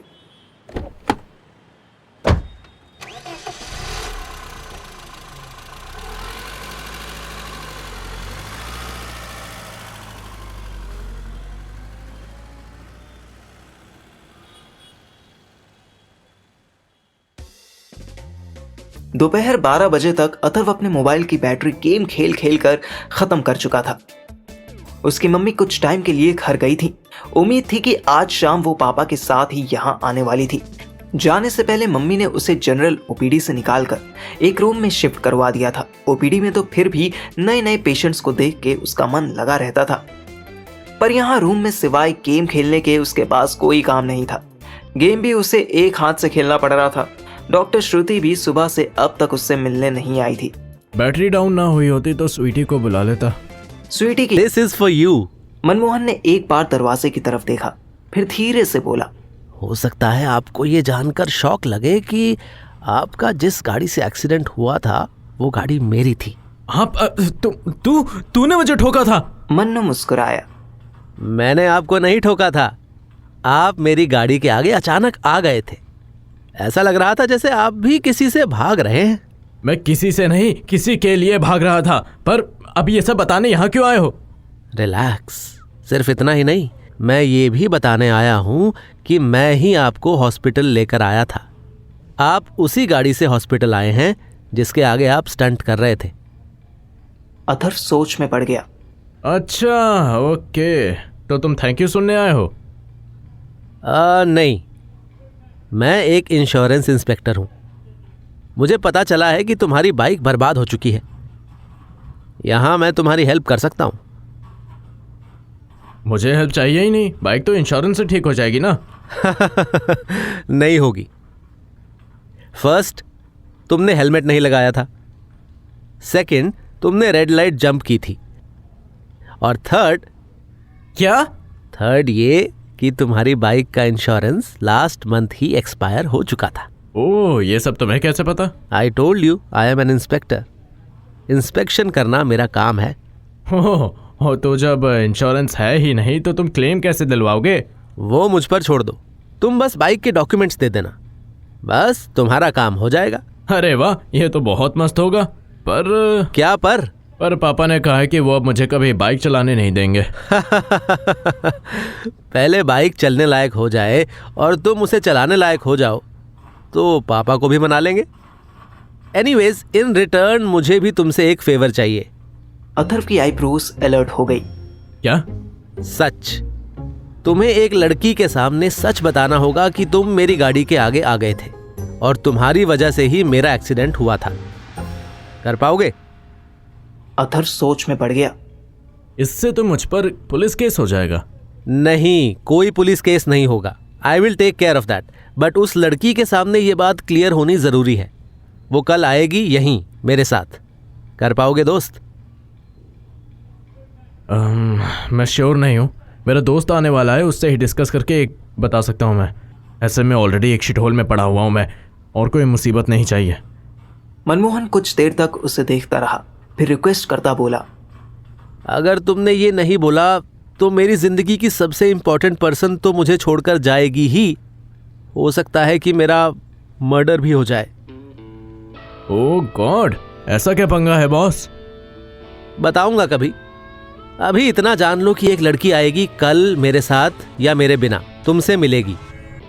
तुम उसे सब सच सच बता देना कि कैसे तुम मेरी गाड़ी के आगे आए, कैसे एक्सीडेंट हुआ और कैसे मैं तुम्हें हॉस्पिटल लेकर आया। प्लीज, चलता हूं।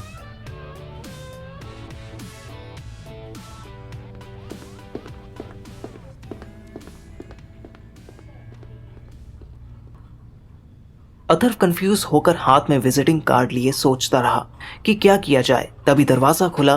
बुरखे में एक औरत अंदर आई। अथर्व ने बुरखे वाली की आंखें पहचान ली। ये तो आयशा भाभी थी। वो अंदर आई। अथर्व ने नौटंकी दिखाते हुए मुंह दूसरी तरफ फेर लिया। अथर्व बाबू, हमारी तरफ देखोगे भी नहीं?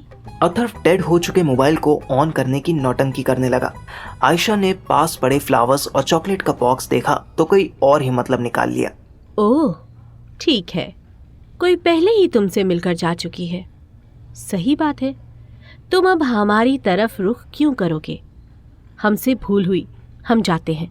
वो वापस जाने के लिए मुड़ी। अरे नहीं नहीं, वेट, ये तो उसने दिया है जिसने मुझे यहाँ हॉस्पिटल पहुँचाया था।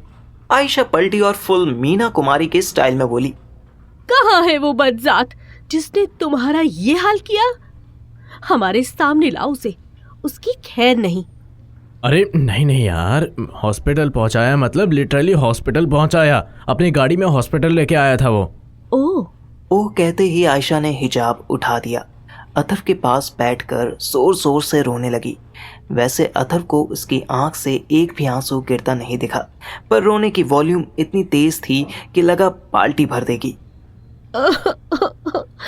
ये हमारी वजह से हुआ। हम खुद को कैसे माफ करेंगे? चुप हो जाओ प्लीज। इतना हल्ला करोगी तो कोई आ जाएगा। आयशा तुरंत चुप हुई। उसने आंखें पोंछने की एक्टिंग की और अथर्व से बोली, हम बस तुम्हारे लिए लालची हो गए थे।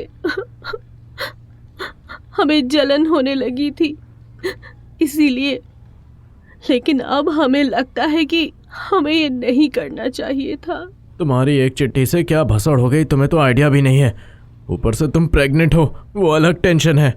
आयशा ने सर झुका लिया। नहीं, हम नहीं हैं। वो भी हमने नाटक किया था। हाँ? मेरा दोस्त सही कहता था कि तू बहुत बड़ी नौटंकी है। हमसे गलती हुई अथर्व, हमें माफ कर दो। नहीं, कभी नहीं, नेवर। आयशा के चेहरे पर कमीनी स्माइल आई और उसने गुलदस्ते में से एक फूल निकाला और अथर्व की चादर के अंदर हाथ घुसाया। फिर ठंडे ठंडे फूल को अथर्व की थाइस पर सहलाने लगी।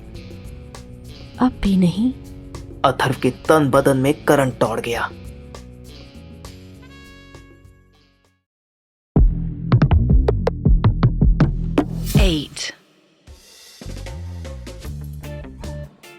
आयशा के हाथ में जो फूल था वो अथर्व की थाइस पर गुदगुदी कर रहा था। अथर्व को नाराज होने की एक्टिंग करने में बहुत मुश्किल हो रही थी। उसने मुट्ठी बंद कर ली। आयशा ने ये नोट किया। वो मुस्कुराई। उसने फूल के साथ साथ अपने हाथ भी अथर्व की थाइस पर रखा और ऊपर बढ़ने लगी। मत करो, हॉस्पिटल है। तब तो और जरूरत है ना तुम्हें जल्दी ठीक करने के लिए। वो क्या कहते हो तुम अंग्रेजी में? हाँ, मैजिक टच की जरूरत है ना तुम्हें। अथर्व आउट ऑफ कंट्रोल होता जा रहा था। आयशा तो यही चाहती थी। आयशा के हाथों ने जादू करना शुरू कर दिया था। अथर्व की आंखें बंद होने लगी। ओह नो, ये क्या कर रही हो? अपने गुनाहों की माफी मांग रही हूँ। आयशा ने अथर्व के पैरों से चद्दर हटानी शुरू कर दी और अपने हाथों का कमाल दिखाने लगी। अथर्व का ब्लड फ्लो तेजी से नीचे की ओर जाने लगा। उसको अजीब सी बेचैनी होने लगी। आयशा ने एक बार दरवाजे की तरफ देखा, कोई नहीं था। फिर उसने झट से चॉकलेट का डब्बा खोला और उसमें से एक क्यूब साइज की चॉकलेट निकाली और मुंह में भर ली।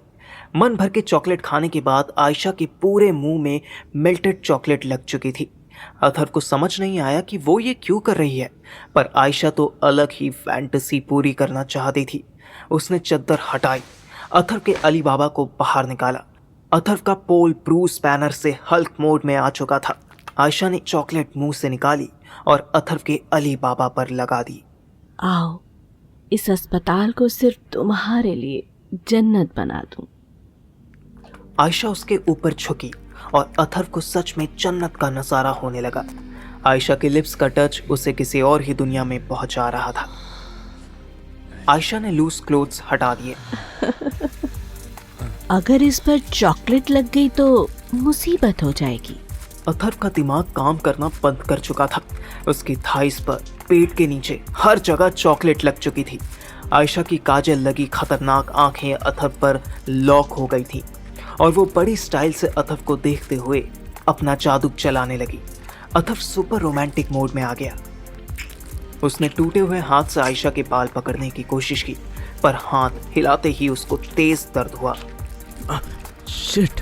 आयशा पर उसके दर्द का कोई असर नहीं पड़ा। वो अपने काम को और अच्छे से करने लगी। तभी अथर्व को किसी के आने की आहट हुई। हटो जल्दी, कोई आ रहा है। आयशा तुरंत अलग हुई। अथर्व ने झट से अपने बदन के ऊपर चद्दर डाली और अलर्ट होकर बैठ गया। आयशा के दांतों में, चेहरे पर चॉकलेट फैली हुई थी जिसे वो तुरंत साफ नहीं कर सकती थी, इसलिए उसने फटाफट मुंह कवर कर लिया। पर तब तक जिसे आना था वो आ चुकी थी। डॉक्टर श्रुति ने दरवाजा खोला।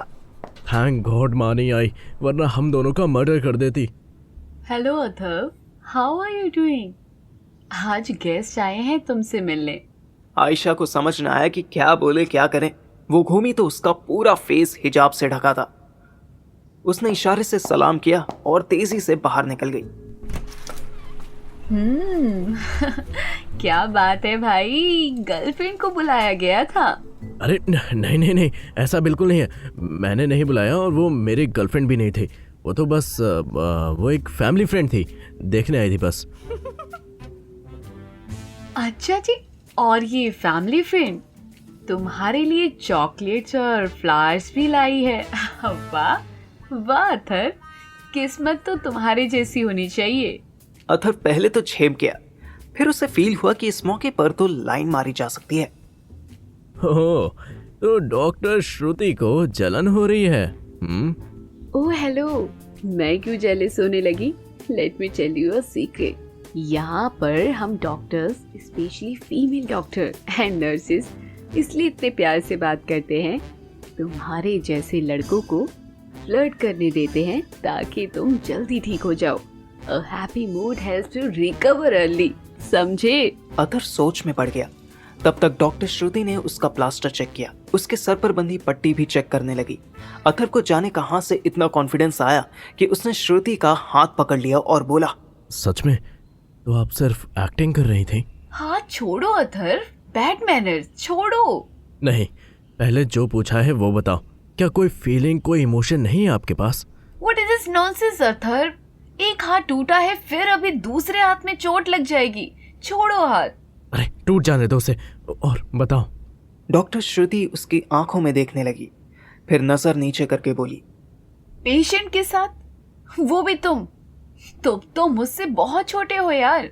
हाँ, हैंडसम हो, अट्रैक्टिव हो, पर हो तो बच्चे ही ना, कॉलेज गोइंग स्टूडेंट। सो अथर ने हाथ ढीला छोड़ा। श्रुति ने तुरंत अपना हाथ खींच लिया। उसे अथर की बेडशीट पर खास कमर के पास चॉकलेट के निशान दिखे। उसकी आंखें फैल गईं। अथर को उसके चेहरे पर जेलसी दिखाई दी। वो जाने लगी। I will call the nurse, वो तुम्हारी बैंडेड और बेडशीट बदल देगी। रुको। श्रुति रुकी। अथर ने उसका हाथ थामा और अपनी तरफ खींचा। वो ना चाहते हुए भी अथर के पास बेड पर बैठ गई। अथर ने उसका लैब कोट पकड़ा और अपनी तरफ खींचा। श्रुति की नजर उसके लिप्स पर पड़ी। श्रुति ने आंखें बंद कर ली और अथर ने अपने सूख चुके होठ श्रुति के नाजुक से लिप्स पर रख दिए। 3 सेकंड बाद भी श्रुति को जैसे याद आया कि वो तो डॉक्टर है। वो तुरंत उठी और मुंह पोंछते हुई बाहर चली गई। अथर मुस्कुराया और उसने बॉक्स में से एक चॉकलेट क्यूब निकालकर मुंह में रख ली।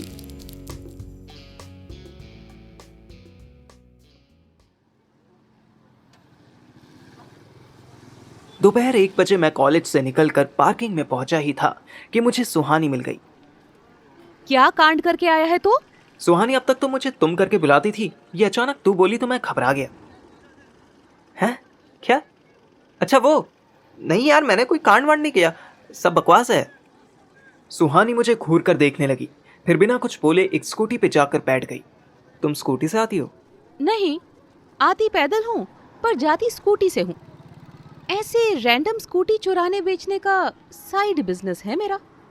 सरकाजम ना पेलो यार, पहले ही दिमाग खराब है। और तुमने सुबह मुझे जगाया क्यों नहीं? वॉशरूम करने गई और गायब हो गई। सुहानी फिर मुझे घूरने लगी। अभी भी नींद में है क्या? एक मारूंगी अभी, होश में आ जाएगा। मैं उठाती तो ऐसे श्रेया का हाथ पकड़कर सो रहा था कि... आगे कुछ बोलने से पहले सुहानी ने मुंह फेर लिया। छोड़, मुझे तुझसे बात नहीं कर रही। जहाँ जिसके साथ सोना है सो, बस पिंकी का फोन वापस दे दियो, वो पुलिस कंप्लेन करवा रही है। व्हाट?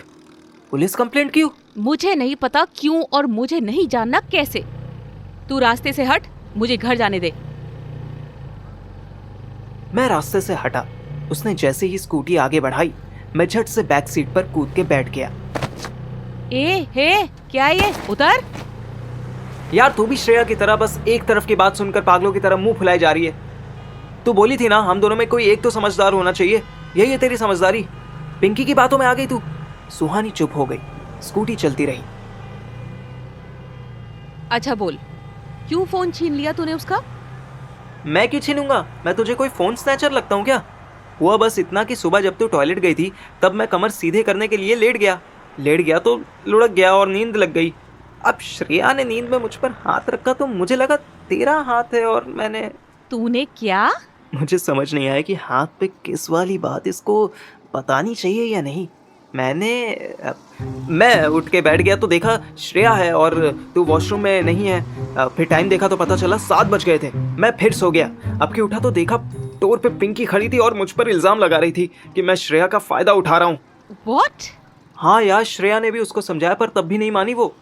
फिर कार में मैं और श्रेया बात कर रहे थे, इतने में पिंकी आई और हमारी वीडियो बनाने लगी और बोली कि अथर को नहीं तुझे भेज देगी। तब मैंने उसका फ़ोन तोड़ दिया और अपने पास रख लिया कि ठीक करवा के दे दूंगा। तू पागल है? तूने फोन ही तोड़ दिया, फिर अपने पास भी रख लिया। वो तेरी कंप्लेन करवा देगी तो? एग्जाम सर पर हैं, ऐसे में पढ़ाई करने के बजाय तुझे ये सब स्टंट सूझ रहे हैं। बीसी, क्या हो जाता अगर वो मुझे वीडियो भेज देती? मैं क्या तेरी गर्लफ्रेंड हूँ जो तुझ पर शक करती? You are such a stupid Parthiv, totally idiot है तू। इतनी डांट खाने के बाद तो मेरा बहस करने का बिल्कुल मन नहीं हुआ। अब तू क्या करेगा? अपना प्लान बता। अब मैं एप्पल सर्विस सेंटर जाऊंगा, इस फ़ोन को ठीक करवाने के लिए दूंगा और जब ठीक हो जाएगा तो इसमें जो वीडियो है वो डिलीट कर दूंगा। लेकिन इनवॉइस कहाँ से लाएगा और पासकोड कैसे एंटर करेगा? ये तो मैंने सोचा ही नहीं कि मोबाइल लॉक होगा।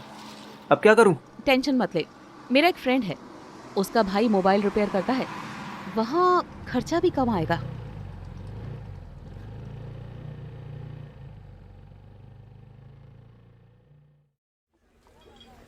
दो बजे हम उसके फ्रेंड के भाई की शॉप गफार मार्केट पहुंचे। ऊपर बड़ा सा बोर्ड लगा था, पतलू मोबाइल रिपेयर। उसके आगे के दांत देखकर लगता था जैसे वो डिनर में सिर्फ तंबाकू खाता था। पतलू भैया कैसे हो? एक मोबाइल टूट गया है, ठीक कर दोगे क्या? सुहानी, मैं तो अच्छा हूँ, तू कैसी है?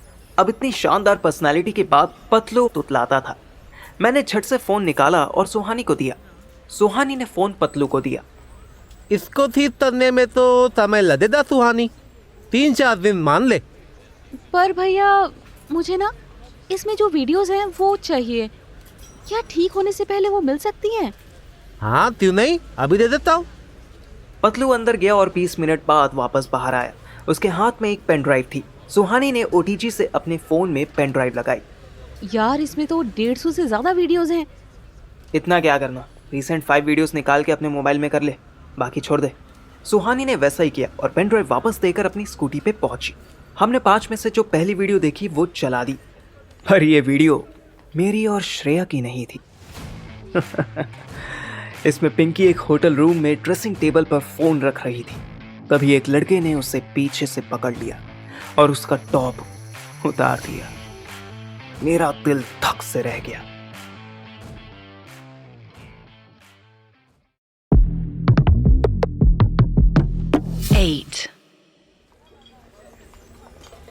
दोपहर 2:30 बजे मैं और सुहानी कफार मार्केट की भीड़ में सड़क पर खड़ी स्कूटी पर बैठकर पिंकी की वीडियो देख रहे थे। हालांकि हम चाहते थे कि मेरी और श्रेया की वीडियो डिलीट हो जाए, पर यहाँ तो कुछ और ही नज़ारा मिल रहा था हमें।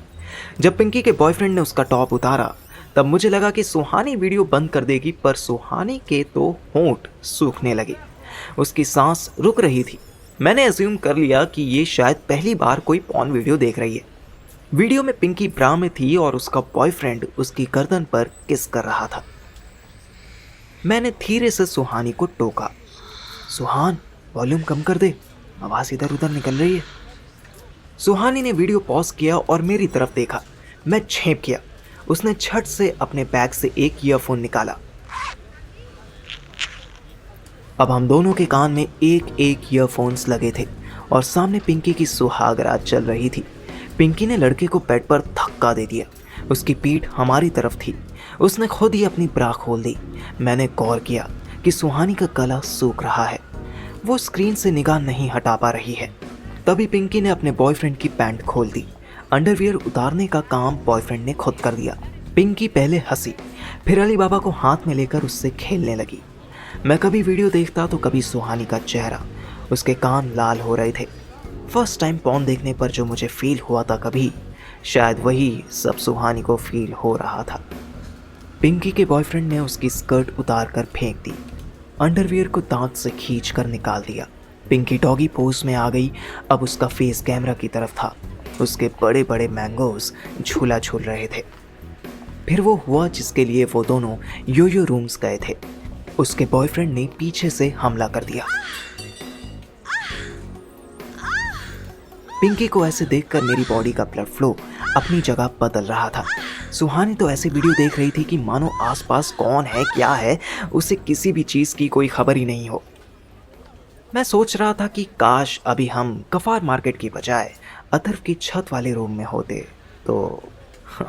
तभी अचानक सुहानी ने वीडियो बंद की। उसके चेहरे का रंग उड़ा हुआ था। वो मुझसे आंखें नहीं मिलाना चाहती थी। मैंने बिना कुछ बोले ईयरफोन्स उसको दे दिए। वो झट से स्कूटी पर बैठी। मैं उसके पीछे बैठा। बिना कुछ बोले उसने स्कूटी आगे बढ़ा दी। 5 मिनट तक हम दोनों के बीच कोई बात नहीं हुई, पर मेरा दिल अभी भी जोर जोर से धड़क रहा था। मुझे लेफ्ट मिरर में सुहानी का चेहरा दिख रहा था। इस चुप्पी को मैंने ही तोड़ा। मैं अपने होठ उसके कान के पास ले गया और धीरे से बोला, सुहानू, क्या मैं तुम्हें हक कर सकता हूं? धीरे से फुसफुसाने के चक्कर में मेरी सांसें उसकी गर्दन पर लगी और चलती स्कूटी में उसने आंखें बंद कर ली, फिर तुरंत खोली। एक आंख दबा के मेरी तरफ देखा और बिना जवाब दिए सामने देखने लगी। मुझे ये इशारा हाँ जैसा लगा। मैंने धीरे से उसकी कमर में हाथ डाल दिए और उसको पीछे से पकड़ लिया। उसकी तो पूरी बॉडी गर्म हो रही थी। पिंकी अब पुलिस कंप्लेंट नहीं कर पाएगी। मैं तो भूल ही गया था कि पिंकी पुलिस के पास जाने वाली थी। अब तो मैं सुहानी के गले लगा हुआ था, इसलिए मेरा मुंह ऑलरेडी उसके कान के पास था। वो कैसे? इस वीडियो की एक क्लिप उसको दिखानी पड़ेगी और ये बताना पड़ेगा कि अगर वो पुलिस कंप्लेंट करने गई तो हम ये वीडियो उसके पेरेंट्स को दिखा देंगे। तू उसे ब्लैकमेल करना चाहती है? सीरियसली? वो भी तो यही करना चाह रही थी ना तुझे। So what's wrong with that? अरे पर वो बात ठीक है तेरी, लेकिन व्हाट लेकिन उसको बताने से पहले हमें पूरी वीडियो तो देखनी चाहिए ना। क्या पता अभी आगे क्या क्या हो। सुहानी ने मुझे मिरर में देखकर घूरा। मैं डर गया। मैंने झट से उसको छोड़ा और पीछे होकर बैठ गया। वो मुस्कुरा दी। अभी नहीं, एग्जाम्स के बाद देखेंगे। मैंने कोई जवाब नहीं दिया। स्कूटी पिंकी के घर पहुंच गई। मैं उतर गया। तू घर जा, इससे मैं अकेले ही निपट लूंगी। तुझे देखेगी तो फिर नौटंकी करने लगेगी। मुझे उसकी बात ठीक लगी। मैं घर चल दिया। शाम को 7 बजे अथर्व के मम्मी पापा उसे हॉस्पिटल में देखने आए। अथर्व बेचारा बस 10 मिनट पहले उठा था और इंस्टाग्राम के रील्स स्क्रॉल कर रहा था। ये देखो देखो इसे। जब ठीक था तो सारा दिन बाइक चलाता रहता था, अब फोन चलाता रहता है। क्या पापा, अभी तो उठा हूँ, मेडिसिन दी थी तो सो गया था। हाँ तो उठते ही फोन चलाना जरूरी है? अरे तो और क्या करे बेचारा, सारा दिन पड़े पड़े बोर होता रहे। तुम ज्यादा पक्ष मत लो इसका। बोर होता रहे क्या मतलब? 10-12 दिनों में एग्जाम शुरू होने हैं, पढ़ाई नहीं कर सकता? सुनीता आंटी को कोई जवाब नहीं सूझा। उन्होंने अथर्व को देखा और तुरंत पार्टी बदल ली। तू फोन चला सकता है पर किताब खोलकर नहीं बैठ सकता। कहाँ है तेरा वो चेला? उसको बोल बुक्स लेकर आए। क्या मम्मी, आप भी पापा की तरह? अच्छा ठीक है। तुम लोग हॉस्पिटल को मछली बाजार मत बनाओ। डॉक्टर से बात कर ली है मैंने, तुझे यहाँ से शिफ्ट करके मैक्स हॉस्पिटल ले जा रहे हैं। अथर्व ने आज ही श्रुति के सॉफ्ट लिप्स पर सिग्नेचर किया था। वो जान दे सकता था पर अब ये हॉस्पिटल नहीं छोड़ सकता था। नहीं पापा, मुझे यहाँ का ट्रीटमेंट अच्छा लग रहा है। तुझसे पूछा किसी ने? पर पापा, ट्रीटमेंट तो मेरा। बेटा बहस मत करना, प्राइवेट हॉस्पिटल में अच्छे से ट्रीटमेंट हो जाएगा। तू जल्दी ठीक होगा तो जल्दी घर आएगा, जल्दी घर आएगा तो जल्दी एग्जाम्स देने पहुंचेगा, जल्दी एग्जाम्स देगा तो एग्जाम्स अच्छे जाएंगे और अच्छे एग्जाम्स गए तो तू पास होगा। तू पास हुआ तो तू यहाँ दिल्ली में रह सकेगा, वरना तो होशियारपुर भेज दिया जाएगा। अथर्व मम्मी के रैपिड फायर फ्यूचर प्लान सुनकर चौंक गया। उसे लगा था कि इतनी चोट लगने के बाद तो पापा उसका होशियारपुर जाना कैंसिल करवा देंगे। तभी अथर्व को एक आइडिया आया। पापा, आज एक इंश्योरेंस वाले से बात हुई थी। उसने बताया था कि हमारी बाइक ठीक हो सकती है, सारा खर्च इंश्योरेंस कंपनी देगी। पापा कुछ बोलने ही वाले थे कि सोचने लगे। ऐसा कैसे? तेरी बाइक का इंश्योरेंस तो पिछले महीने खत्म हो गया था ना? हाँ पापा, मैंने भी इसको यही बताया, पर उसने कहा कि कोई दिक्कत नहीं है, इंश्योरेंस मिल जाएगा, बस गवर्नमेंट हॉस्पिटल से ही ट्रीटमेंट करवाना होगा। पापा ने मम्मी की तरफ देखा। वो सोचने लगे। हॉस्पिटल शिफ्ट ना करना पड़े इसलिए ये झूठ बोल रहा है। अरे नहीं, सच में। ये देखिए, ये कार्ड भी देकर गया है। ये बुके और चॉकलेट्स भी उसी ने दिए हैं। पापा ने कार्ड उठाया, फिर मम्मी की तरफ देखने लगे। मम्मी ने कंधे उचका दिए। ठीक इसी टाइम हीरोइन की तरह एंट्री लेती डॉक्टर श्रुति आ गई। हेलो आंटी, हेलो अंकल, अच्छे टाइम पर आए आप लोग। कम से कम ये फोन तो नहीं चलाएगा। पापा अथर्व की तरफ घूरने लगे। अथर्व डॉक्टर श्रुति की तरफ देखने लगा और डॉक्टर श्रुति अपने काम में मस्त अथर्व की ट्रिप में कोई इंजेक्शन लगाने लगी। डॉक्टर साहिबा, हम सोच रहे थे कि अथर्व को प्राइवेट हॉस्पिटल में शिफ्ट कर दें तो। डॉक्टर श्रुति तुरंत पलटी। उसने पापा का चेहरा देखा और पापा ने उसका चेहरा पढ़ लिया। यहाँ भी ट्रीटमेंट तो सेम ही होता है, but as you wish. Government hospital तो आखिर गवर्नमेंट ही रहेगा। Few things can't improve here ever. मम्मी ने पापा की तरफ देखा। ये दोनों इतने शातिर हस्बैंड वाइफ हैं कि आधी बातें तो एक दूसरे को देखकर ही समझ जाते हैं। नहीं, ऐसी बात नहीं है। यहाँ आना दूर पड़ता है ना, ट्रैफिक भी इतना होता है। श्रुति ने कोई जवाब नहीं दिया। वो अपना काम करके बिना कुछ बोले बाहर चली गई। उसके जाते ही मम्मी पापा मुस्कुराए। व्हाट? ये बच्चों वाली स्माइल क्यों है आपके चेहरे पे? अब समझ आई तू ये हॉस्पिटल छोड़कर जाना क्यों नहीं चाहता। वैसे लड़की अच्छी है। हाँ, और तुम्हारे लाडले से 6-7 साल बड़ी भी है। तुम भी ना। अरे ऐसा कुछ नहीं है, सच में इंश्योरेंस रीजन है। हाँ हाँ ठीक है, मेरे बाप मत बनो, मैंने पैदा किया है तुम्हें। अथर्व को चुप करवा कर पापा मम्मी से बोले, अच्छा सुनो, एक बात बताओ, ये डॉक्टर जो आई है इसकी शक्ल उससे नहीं मिलती? वो जो तुम्हारी दोस्त है, क्या नाम है उसका? पूनम। हाँ, पूनम सी सूरत है इसकी। वही मैं कहूँ किसकी जैसी लग रही थी। अथर्व ने गौर किया कि पापा की बड़ी नजर रहती है मम्मी की सहेलियों पर। वो दोनों अथर्व को खाना देकर चले गए। उन्हें पता था कि 8 बजे तक मैं वहां आ जाऊंगा। मैं 8:30 पर आया। हॉस्पिटल में घुसते ही अथर्व ने सारी कहानी सुनानी शुरू कर दी। जब वो चुप हुआ तो मैंने ध्यान दिया कि सिर्फ 2 दिन में ही इसके फेस की आधी बैंडेड हट चुकी है। श्रुति के बारे में बताते बताते टूटा हुआ हाथ भी घुमा रहा है। मैंने तुरंत बैग से बुक्स निकाली और उसके सामने रख दी। तेरी बकचोदी हो गई तो थोड़ा पढ़ ले। अबे ओ, तू बाप मत बन, पढ़ लूंगा मैं। वैसे भी मैं एग्जाम नहीं देने वाला। श्रुति से कह के मेडिकल सर्टिफिकेट ले लूंगा और कॉलेज में लगा दूंगा। So chill. तुझमें इतनी चंटाई कैसे आ गई बे? 4 हड्डियां तुड़वाने के बाद। अब तू बकचोदी बंद कर यार। और उस इंश्योरेंस वाले का क्या करना है ये बता। मुझे तो कुछ गड़बड़ लगती है भाई। बहुत स्मार्ट था क्या? बहुत। साला फिल्म स्टार लगता है। हाइट, बॉडी, ड्रेसिंग सेंस, सब कुछ एकदम रणबीर कपूर। तभी तुझे वो गड़बड़ लग रहा है साले। तुझे अपने से ज्यादा सुंदर लौंडे अच्छे कब लगे हैं? हाँ बे, तू गे थोड़ी हूँ और क्या करूंगा अच्छा लगवा के। तू सॉल्यूशन बता। मैं सोचने लगा। देख, जो ऑफर वो दे रहा है कि तेरी बाइक फर्स्ट क्लास रिपेयर हो जाएगी, फ्री में हो जाएगी, और जो रिटर्न में मांग रहा है कि तू उसकी गर्लफ्रेंड या रिलेटिव के सामने सच बता दे, इससे तो यही पता चलता है कि साला खुद कोई कांड करके घर से निकला था। तेरे एक्सीडेंट के चक्कर में उसे कवर मिल गया। हम दोनों चुप हो गए। आखिर हॉस्पिटल रूम का डोर कौन नॉक करके आता था? अथर्व ने धीरे से कहा, कम इन।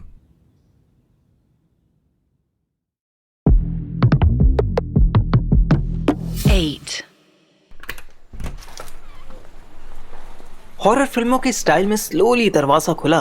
मुझे लगा स्वीटी आई होगी, पर नहीं, ये पिंकी थी। पिंकी यहाँ क्यों आई? मैं चौंक गया। तू यहाँ क्या कर रही है? वो कुछ ना बोली। उसकी शक्ल देखकर लग रहा था कि कई घंटे रोने के बाद हॉस्पिटल आई है। बोलना, तू इधर क्यों आई?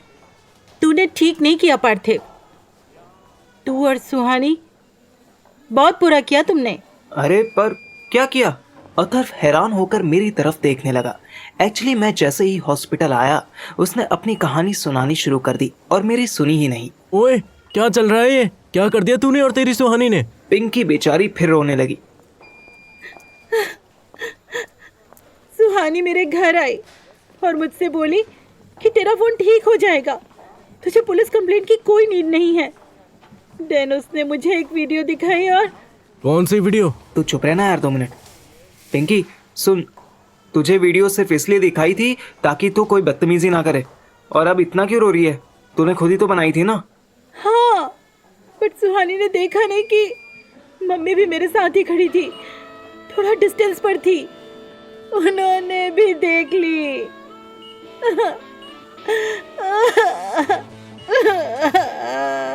मैं शॉक्ड हो गया। अथर्व मेरी तरफ ही देख रहा था। मैंने झट से उसके कान में शॉर्ट स्टोरी सुना दी कि पूरे दिन क्या हुआ। उस साला कमीना रोती हुई पिंकी को इग्नोर कर मुझसे बोला, ओए सुन, वो वीडियो व्हाट्सएप कर दो। मैंने उसे घूर कर देखा। फिर मैं पिंकी से बोला, देख पिंकी, सारा रायता तो तेरा फैलाया हुआ ही है।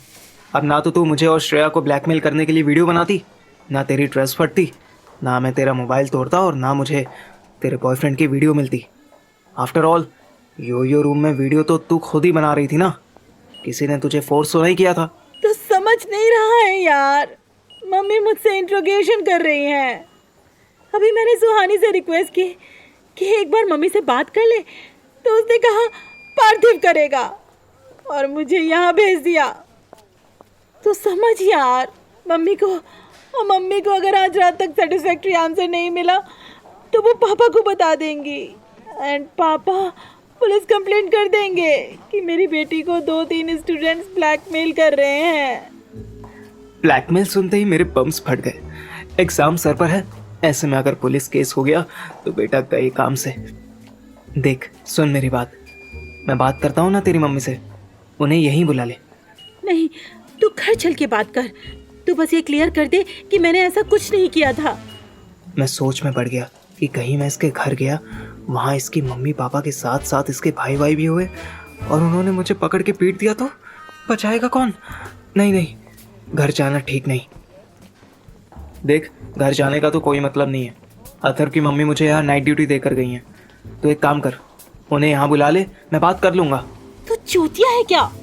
अगर वो यहाँ आकर बात करते करते हाइपर हो गए तो कौन संभालेगा उन्हें? पूरे हॉस्पिटल में हंगामा हो जाएगा। पिंकी का पॉइंट तो सही था। तुम दोनों चूते हो, कॉल कर लेना उनको, बता दे कि इसकी मम्मी ने जो भी देखा वो करेक्ट नहीं था। सिंपल। देख तो, साला फटी में सारे आइडियाज मुझसे ही मांगता है और अब सोचता है कि इतनी कॉमन सी बात मेरे दिमाग में नहीं आई होगी। अरे कॉल करना तो फर्स्ट ऑप्शन था मेरे लिए, पर कॉल रिकॉर्ड हो जाती है। पता चला वो कन्विंस नहीं हुई और पुलिस के पास चली गई तो कॉल रिकॉर्डिंग से उनका केस और मजबूत कर देंगी। तू एक काम कर पिंकी, तुझे कुछ नहीं होगा, तू अभी घर जा, मैं सब सेट कर दूंगा। तेरी मम्मी से भी बात कर लूँगा, तुझे पुलिस स्टेशन जाने की भी कोई ज़रूरत नहीं पड़ेगी और तेरी वीडियो भी किसी तक नहीं पहुँचेगी, प्रॉमिस। लेकिन ये सब होगा कैसे? तेरे घर जाने से। तू अभी यहाँ से जा, मैं करता हूँ कुछ, डोंट वरी। पिंकी कुछ कंफ्यूज होती, कुछ हिचकिचाती बाहर की तरफ जाने लगी कि मैंने उसे फिर टोका। पिंकी सुन, हर समय वीडियो बनाते रहना सेहत के लिए हानिकारक हो सकता है, आगे से याद रखियो। उसने मुंह ही मुंह में मुझे कोई गाली दी और पैर पटकती हुई रूम से चली गई। भाई अब तो वो वीडियो दिखा दे। कुत्ते की पूंछ, यहाँ पुलिस केस होने वाला है मुझ पर और तुझे पॉन देखनी है, वो भी पिंकी की। कभी तो बकचोदी बंद कर दे। अबे इसमें बकचोदी क्या है? जिनको रियल लाइफ में देखा हो उनकी वीडियो कभी नहीं देखी मैंने। कोई ना, चिंता मत कर, जैसी तेरी हरकतें हैं ना, एक दिन तू खुद अपनी वीडियो देखता मिलेगा।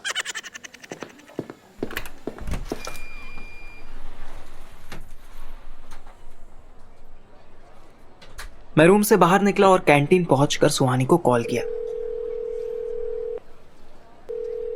हेलो, हाँ बोल, वो आई थी क्या? ना सिर्फ आई थी बल्कि ये बॉम्ब फोड़कर भी गई है कि उसकी मम्मी उस पर ब्लैकमेलिंग के अगेंस्ट पुलिस केस करने की धमकी दे रही है। और कर तू उसको ब्लैकमेल। मैं क्या करती? तब मुझे कुछ समझ नहीं आ रहा था कि तुझे कैसे बचाऊं। सुहानी गाय की तरह इतने प्यार से बोली कि मुझे उस पर प्यार आ गया। उसकी आवाज में मासूमियत और डर का कॉकटेल बना हुआ था। कोई बात नहीं बाबू, तू फिक्र मत कर, मैं हूं ना।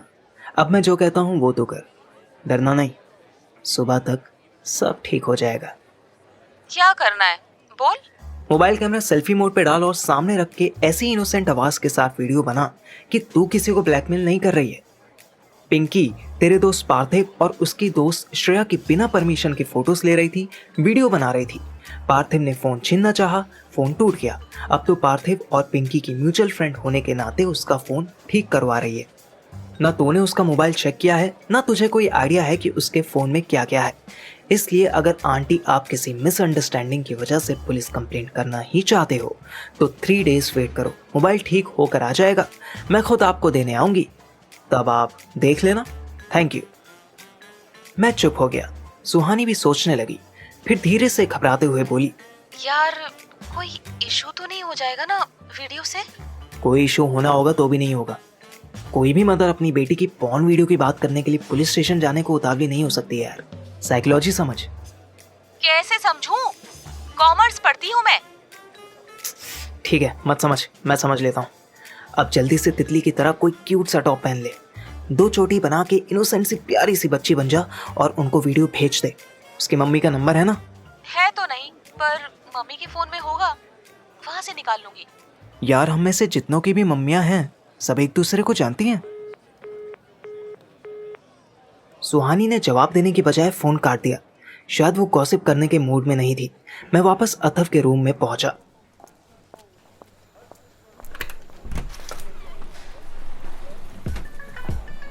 वहां स्वीटी ऑलरेडी बैठी हुई थी। हाय पार्थिव, कैसे हो? मैं तो जैसा हूँ वैसा दिख रहा हूँ, पर तू यहाँ कैसे, वो भी शाम के टाइम? वो एक्चुअली आज पापा जी को किसी फ्रेंड के यहाँ दारू पीने जाना था, तो उन्होंने बोला कि तू सुनीता बहन के यहाँ रुक जा।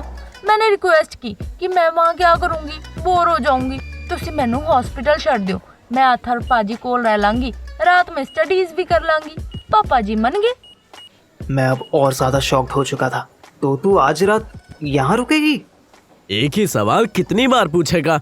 तू इसकी छोड़, अपनी देख कि तू आज रात कहाँ रुकेगा। तू पागल तो नहीं हो गया है?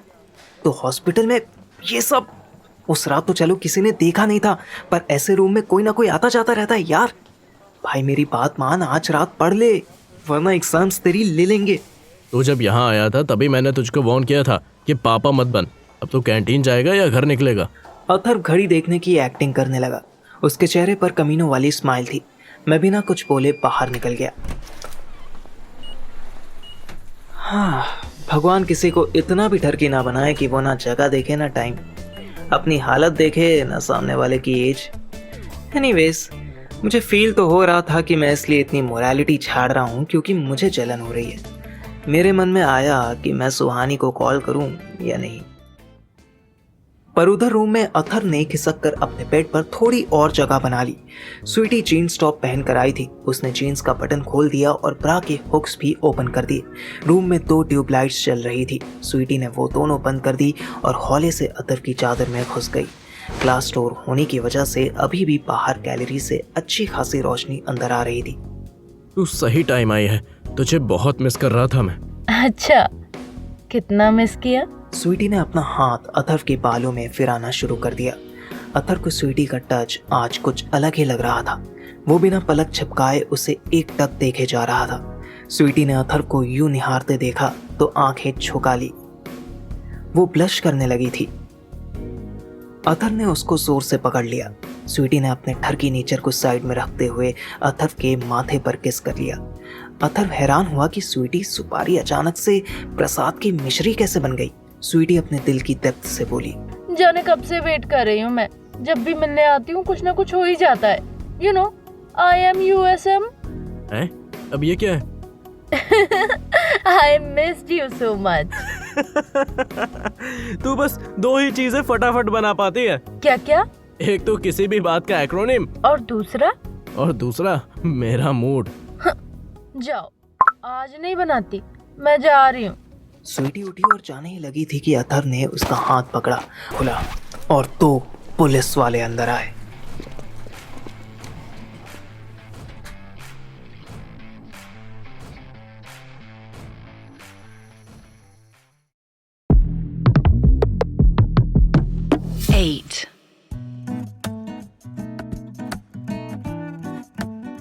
रात 9:30 बजे हॉस्पिटल के एक रूम में स्वीटी अथर्व के चद्दर में घुसी हुई थी और अथर्व के हाथ उसके टॉप में घुसे हुए थे।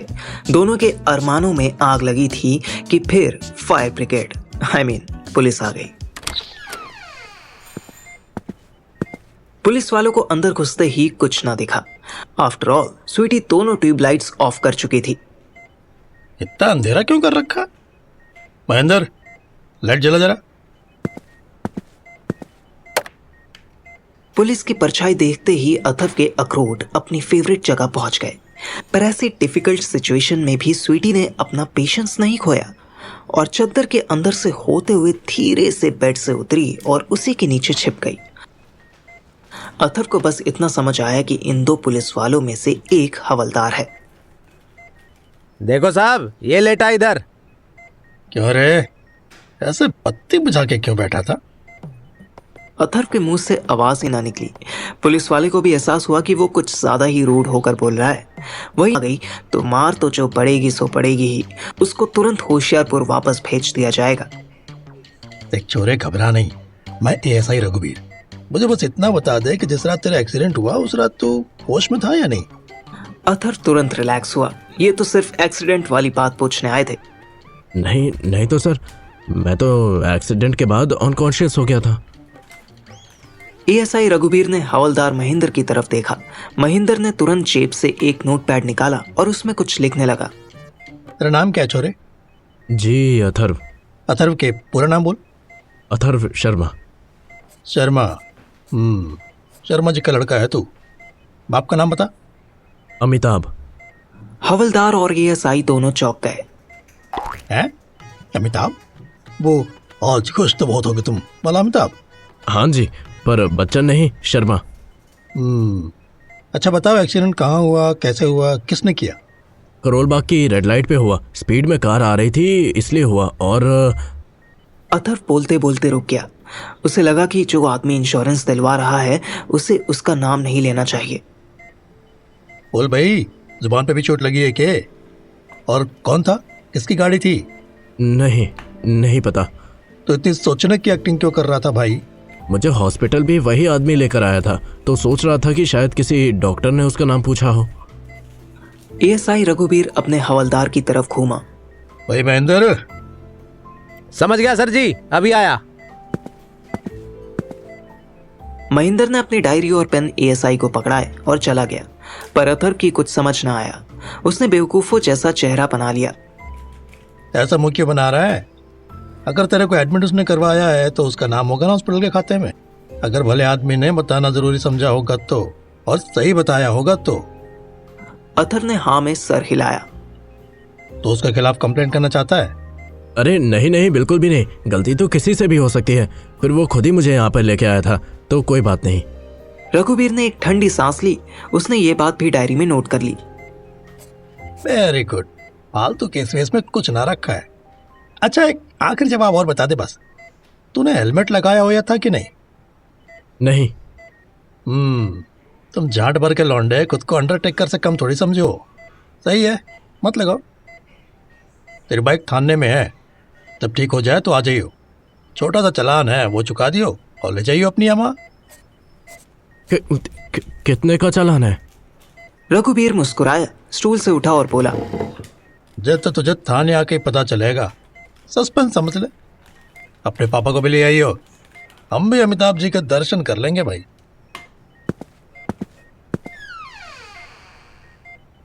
रघुवीर मुड़ा और बाहर चला गया। अथर्व ने चैन की सांस ली। तभी बेड के नीचे से स्वीटी निकल आई और अपने कपड़े ठीक करते करते बोली, सीरियसली अंकल का नाम अमिताभ है? हाँ यार, इसमें इतना क्या ड्रामा, और भी तो अमिताभ है। कौन है? मैंने तो नहीं सुना। ठीक इसी पल में मैं भी रूम में आ गया। ओए पार्थिव, तुझे पता है अथर्व के पापा का नाम क्या है? नाम गया तेल लेने। मुझे तो इस बात की टेंशन थी कि पुलिस क्यों आई थी। नहीं, पर पुलिस वाले यहाँ क्यों आए थे? मैं तो उनके निकलने का वेट कर रहा था। हो तू वो छोड़ यार, इसके पापा का नाम अमिताभ है। तभी उन्हें जो मिल जाए उसके साथ बस कौन बनेगा करोड़पति खेलते रहते हैं। मुझे स्वीटी पर बड़ा गुस्सा आया। मुझे लगा था कि दोनों पकड़े तो नहीं गए। स्वीटी की हंसी बंद हुई तो अथर्व ने मुझे सारी बात बताई। मैं 2 पैकेट जूस लाया था। अथर्व और स्वीटी दोनों स्ट्रॉ लगाकर सुड़कने लगे। तू मैनेज कर लेगी ना? मैं जाऊं?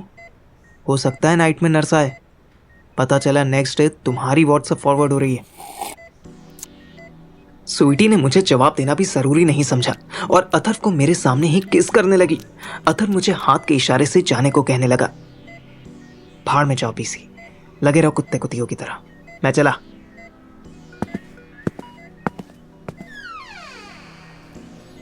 मैंने रूम से बाहर निकलते ही सुहानी को वॉइस नोट भेजा। हाय सुहानी, मुझे आज हॉस्पिटल में रुकने की कोई ज़रूरत नहीं है। अथर्व की कज़िन वहाँ रुकेगी, सो मैंने बस इतना कह के वॉइस नोट भेज दिया। दूसरी तरफ से तुरंत रिप्लाई आया। साला दूसरे को फ्लर्टिंग का आइडिया देना कितना आसान होता है। अभी खुद के लिए पूछने में इतनी हिचक हो रही थी कि फिर भी मैंने हिम्मत करके वॉइस नोट भेजा। साथ में स्टडीज करें? सुहानी ने मैसेज सीन कर लिया पर कोई रिप्लाई नहीं किया। मैं हॉस्पिटल से बाहर निकल आया। मुझे लगा शायद मैंने ज़्यादा एक्सपेक्ट कर लिया, इसलिए वो नाराज़ हो गई। पर 10 मिनट बाद उसका वॉइस नोट मिला। पेड़ पर चढ़ सकते हो तो 11 बजे तक घर के बाहर मिलो। उसके पेड़ वाली बात सुनकर तो मेरे तन बदन में रोमांस फूटने लगा। पेड़ क्या, मैं तो पहाड़ चढ़ सकता हूँ। लेकिन अभी तो 10 बजे थे। घर पहुंचने में मुश्किल से 15 मिनट लगेंगे। बाकी के 45 मिनट तक मैं क्या करूंगा? फिर मैंने सोचा कि एक बार ट्राई कर लिया जाए कि मैं पेड़ पर चढ़ भी सकता हूँ कि नहीं। आफ्टर ऑल 5 फीट 3 इंच की हाइट के साथ मेरा वेट 60 kg से ऊपर है। हॉस्पिटल के बाहर ही एक छोटा सा पेड़ दिखा। मैं उस पर चढ़ने की कोशिश करने लगा।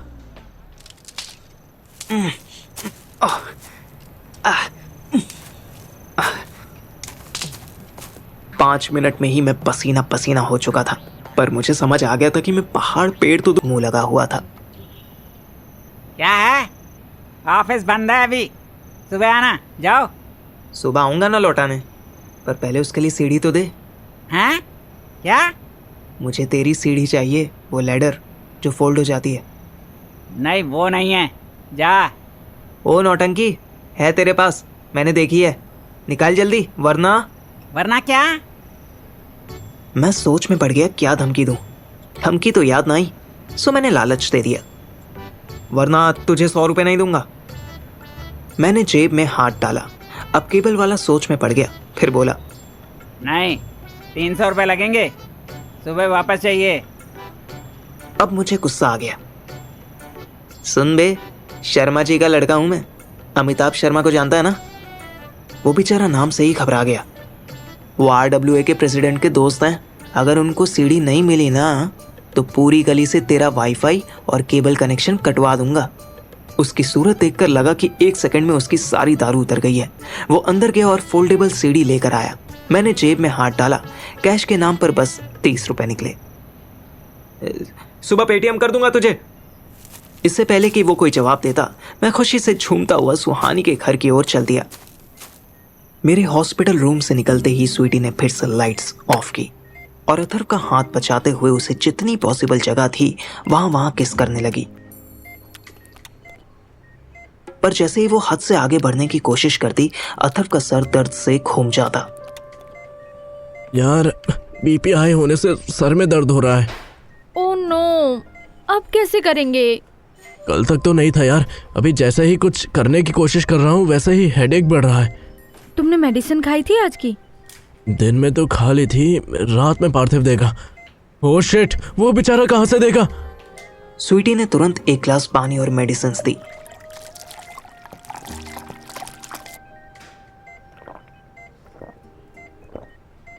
फिर वो अथर्व के पास बैठकर हल्के हाथों से उसके ऑलमोस्ट गंजे सर को सहलाने लगी। अथर्व को पता भी नहीं चला कि वो कब सो गया। देर रात उसे फील हुआ कि कोई उसे झिझोड़ कर जगा रहा है। पहले उसे लगा कि स्वीटी है। उसने मोबाइल ढूंढा, टॉर्च जलाकर बेड के लेफ्ट साइड देखा कि स्वीटी तो फर्श पर दरी बिछाकर सो रही है। उसने मोबाइल की टॉर्च दूसरी तरफ की तो डर गया। बेड के राइट साइड एक डरावना आदमी हाथ में चाकू लिए खड़ा था।